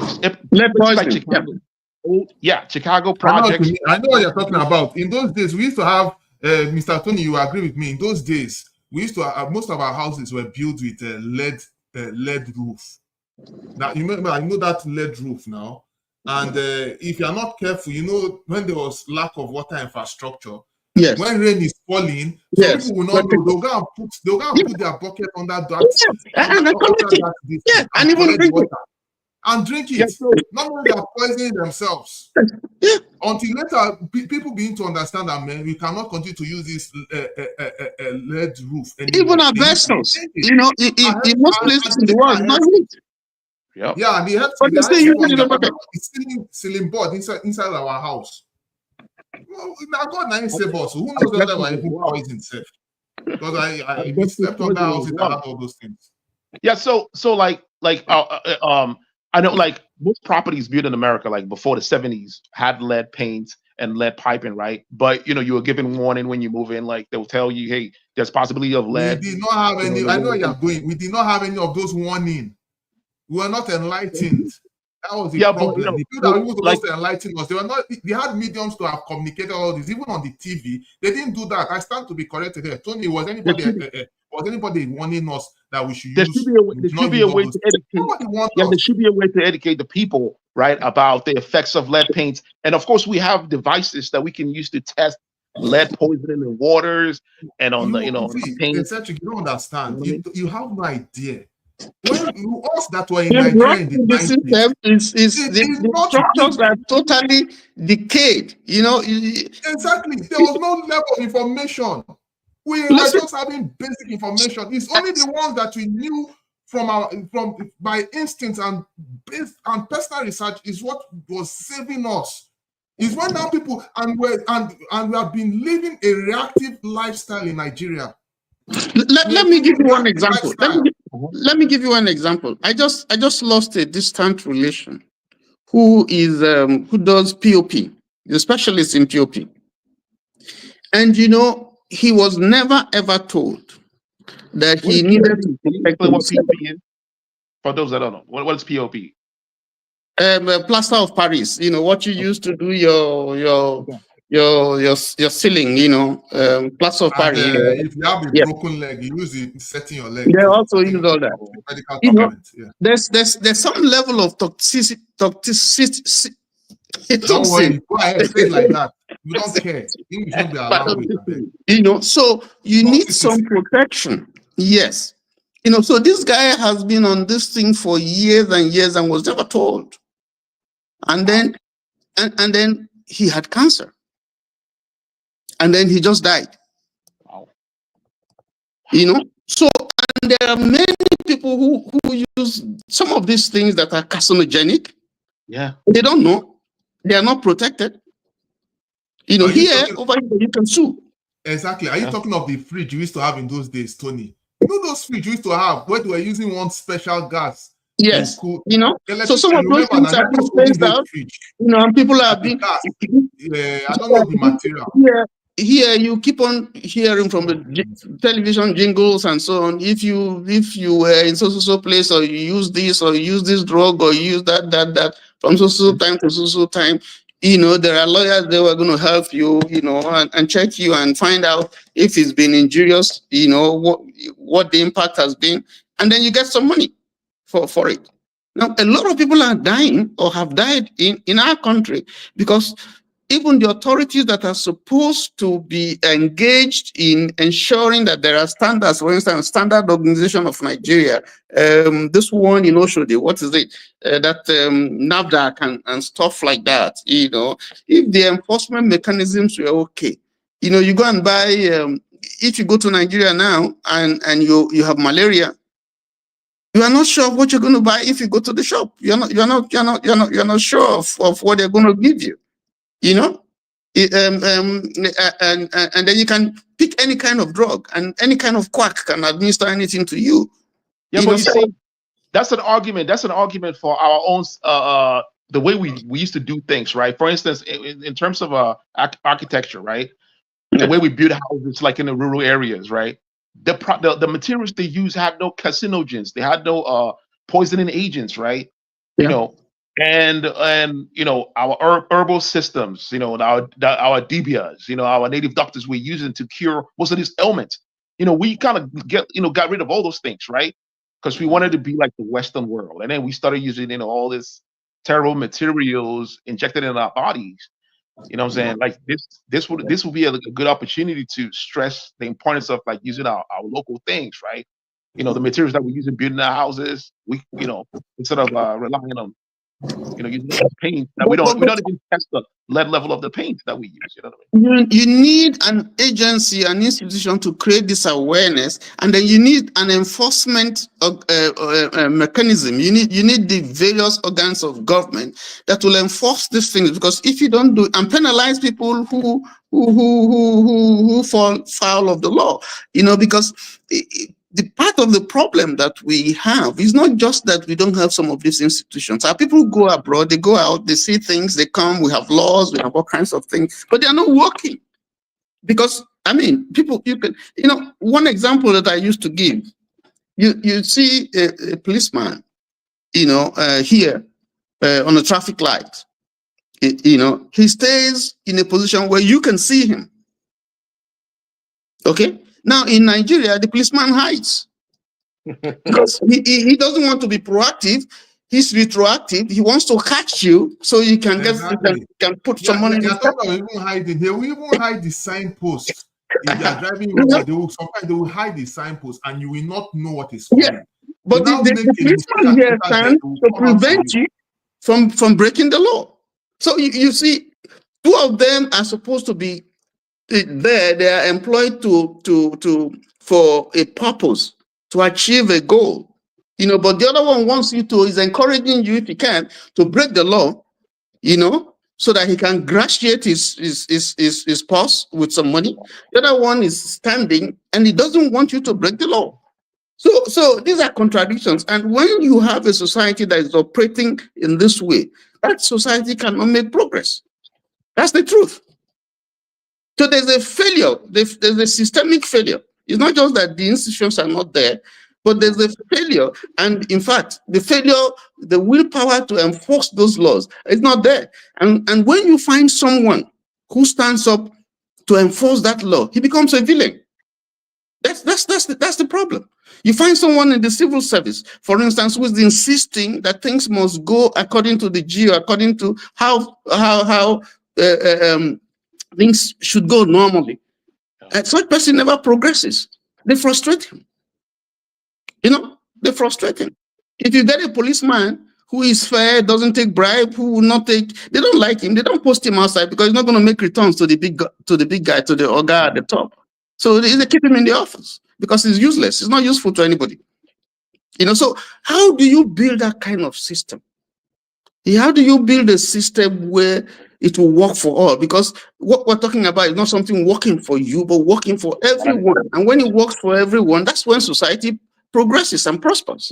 So there's I forgot the term that I used for that. Like there's this idea that I was working on, right? It's like it's about creating a society that actually self-governs itself, right? It's a self-governing society where you don't need enforcers, right? For instance, if you have self-driving cars on the road, you don't need a sheriff to see who's driving fast because the cars can actually monitor the speed limits, right? And I think transitioning to that kind of society might eliminate most of the problems that we have, like especially the issue of corruptions, right? Issue of corruption and backhand, dealings and all that. Trust me. I can tell you, if there's a Nigerian there in that community, he find a way around it. I think that technology will make that a possibility, right? I forgot.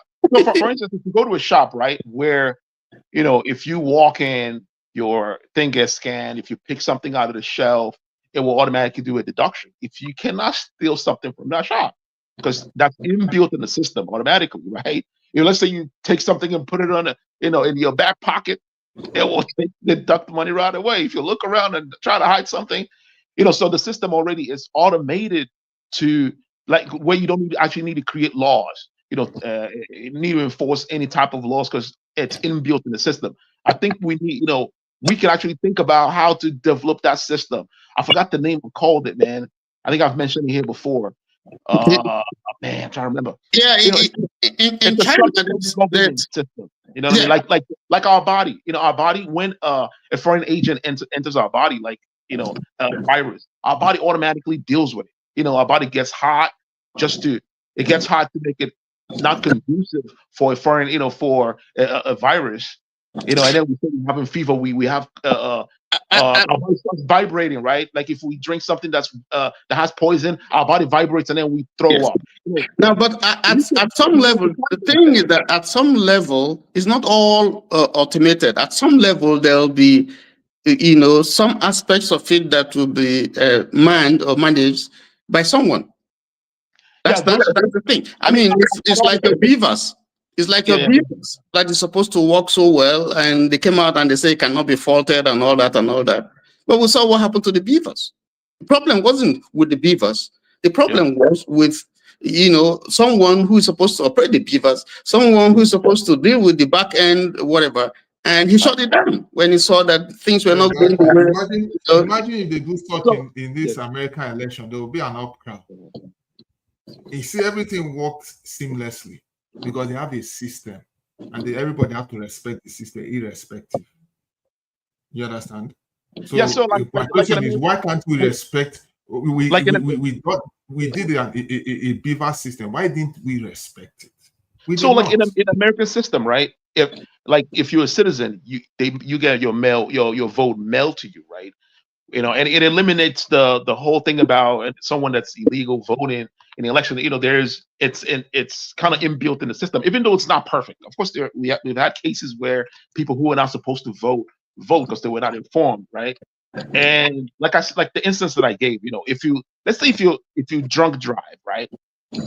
If you drunk drive in a car that's self-driving in a society where all cars are self-driven cars, and then you go into the bar and drink to stupor, right? Enter your car and your car drives you home, you know, because it knows where you live and it's gonna drive to the speed limit because every other car is doing it. So that system is automated automatically. The whole problem of drunk driving accident gets eliminated out of that system. You know, there are ways we can automate all the aspects of the society to create the society that actually self-governs itself like our body does. But you need the moderator in the studio. You need the electricity to do the job for you. Yeah. So that's a big challenge. You need electricity. That's a good point. Yeah. Of course you that's do. A big challenge. So if you have a country that for over 20 years have been trying to upgrade, to transmit, to generate and transmit and distribute electricity. That's not rocket science, and it's fraught with all kinds of leakages and fraudulent practices. You have refineries that you for years now you can't fix. And then even the new ones that are being fixed, you're creating bottlenecks and problems for them. So what are you going to say to that?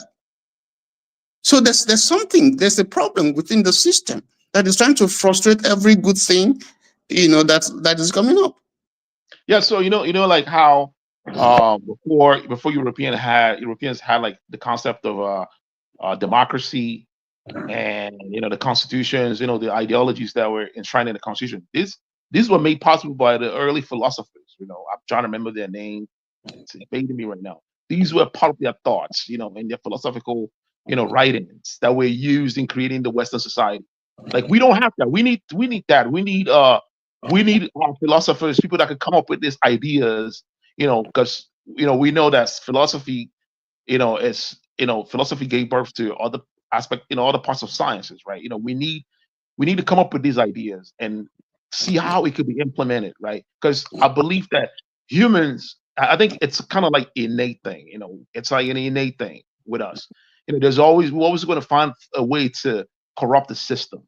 Even no society. I don't think there's any society that doesn't have issues. Corruption. Like even like a closed system like China. Like I look at China like a very closed system that almost emulates what I'm talking about, right? Yeah. Where all the plannings are already. No government can come in and say, okay, you know what? We're going to stop developing roads. We're going to stop investing in human infrastructure. We're going to stop doing social programs. They don't have right to do that, right? Because it's the system, is designed in a way where this things has to be done regardless of what, what the government, gets in power, right? Can we have a system like that where the budgeting for, social development, creating doing social programs, like for instance, if you let's say you have a closed system, it's a closed system, right? Where like in a village. I've seen something like this in a village where a lady lost her husband, and everyone in the village start bringing her a portion of their of what they get from their farms, right? And the lady was never destitute, right? People took care of her. That society was able to find a way to correct that problem. Like for instance, if we have let's say if we have a child who has a hard time learning a concept, they could create a special class for them, to help them catch up, take time to help them catch up, right? We can create that in a society where when people fall off in hard times, in a hardship, something happens, the society will come together to help lift them up. You know what I mean? And in doing that, you will eliminate crime. That will solve crime. You know what I mean? If you want, society can come together if there's a flood in, someone's house gets flooded, everyone comes along and helps out. The mechanism is there. Because like for instance, let's say if your hand, if you have a problem on your hand, right? If let's say you get bitten by a snake, your whole body, your whole white blood cell goes to the work. It doesn't say, well, it's the hand. The brain does not say, well, yeah, it's the hand. It's not me. I don't care. Whatever happens to the hand, the brain goes to work, right? And the body restructures to correct that problem right away. It goes to work. We can create a system that models that, our body. You know what I mean? I forgot there's a name for that, man. I keep forgetting. I'm trying to remember. I wrote it down on my phone. If I find it, I'll probably leave the chat. That's why I don't want to find it. In China, I know that the AI technology is being used to do quite a lot of stuff. It's artificial intelligence. If you, for instance, you're trying to take the train and you don't pay, immediately the system captures you, and then the next thing you see goes into your account, and they take the money from you, and then you see the police people all over you, because immediately the system is so structured in such a way that if you violate the law, you get into trouble. So you don't even need too many human intervention to get that sorted out. So, but two questions I want to ask. Now, I was born. I lived in Nigeria, that was where my dad, for instance, a federal civil servant, could rise through dint of hard work, and he was able to buy his first car in 1963, built his first house in 1959. This was the man who didn't go to college, but he rose. And at the time, he was killed. He had one house that he had built, and he was just doing his retirement house. What I'm trying to say is that his pay as a civil servant was enough to take care of his kids. He gave them the best education, was enough to build a house, and the second one, was enough. If he had lived, he would have had pension that would take care of him and his family. So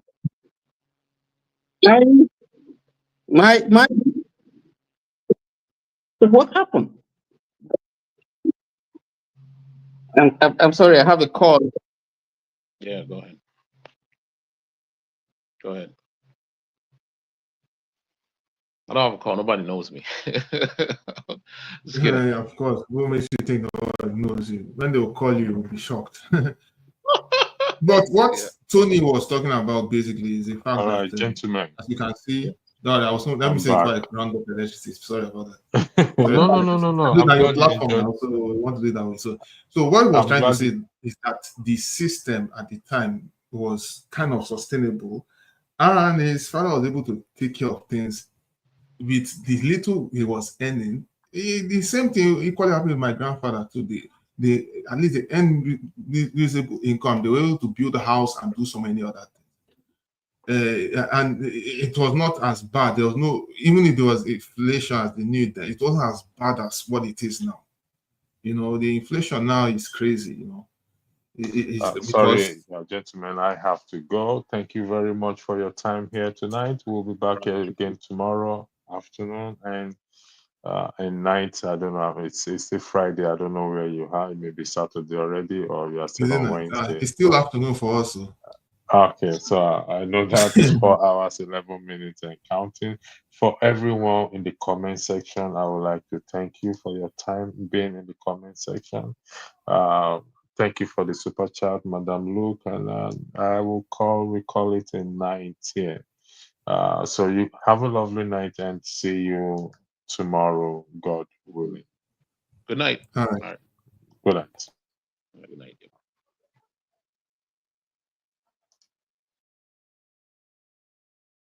Thank you so much for watching. Thank you. Have you subscribed? Yes, you. Have you subscribed?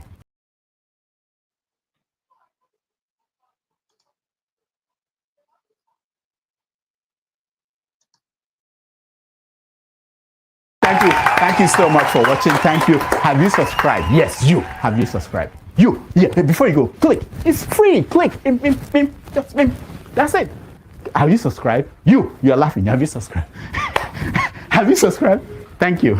Thank you. Thank you. Hey, madam, thank you so much. I can see you. I can see you. We have to get to 100,000 subscribers. This by the end of the year. How are we going to do that if you don't subscribe? Yes, you. Yes, you're about to click off. Why? Have you subscribed? It's free. If you don't, ask your son, ask your daughter. How to? Just one click. Thank you. Thank you. I see you. Aha. Thank you very much. Thank you very much. I'll see you tomorrow.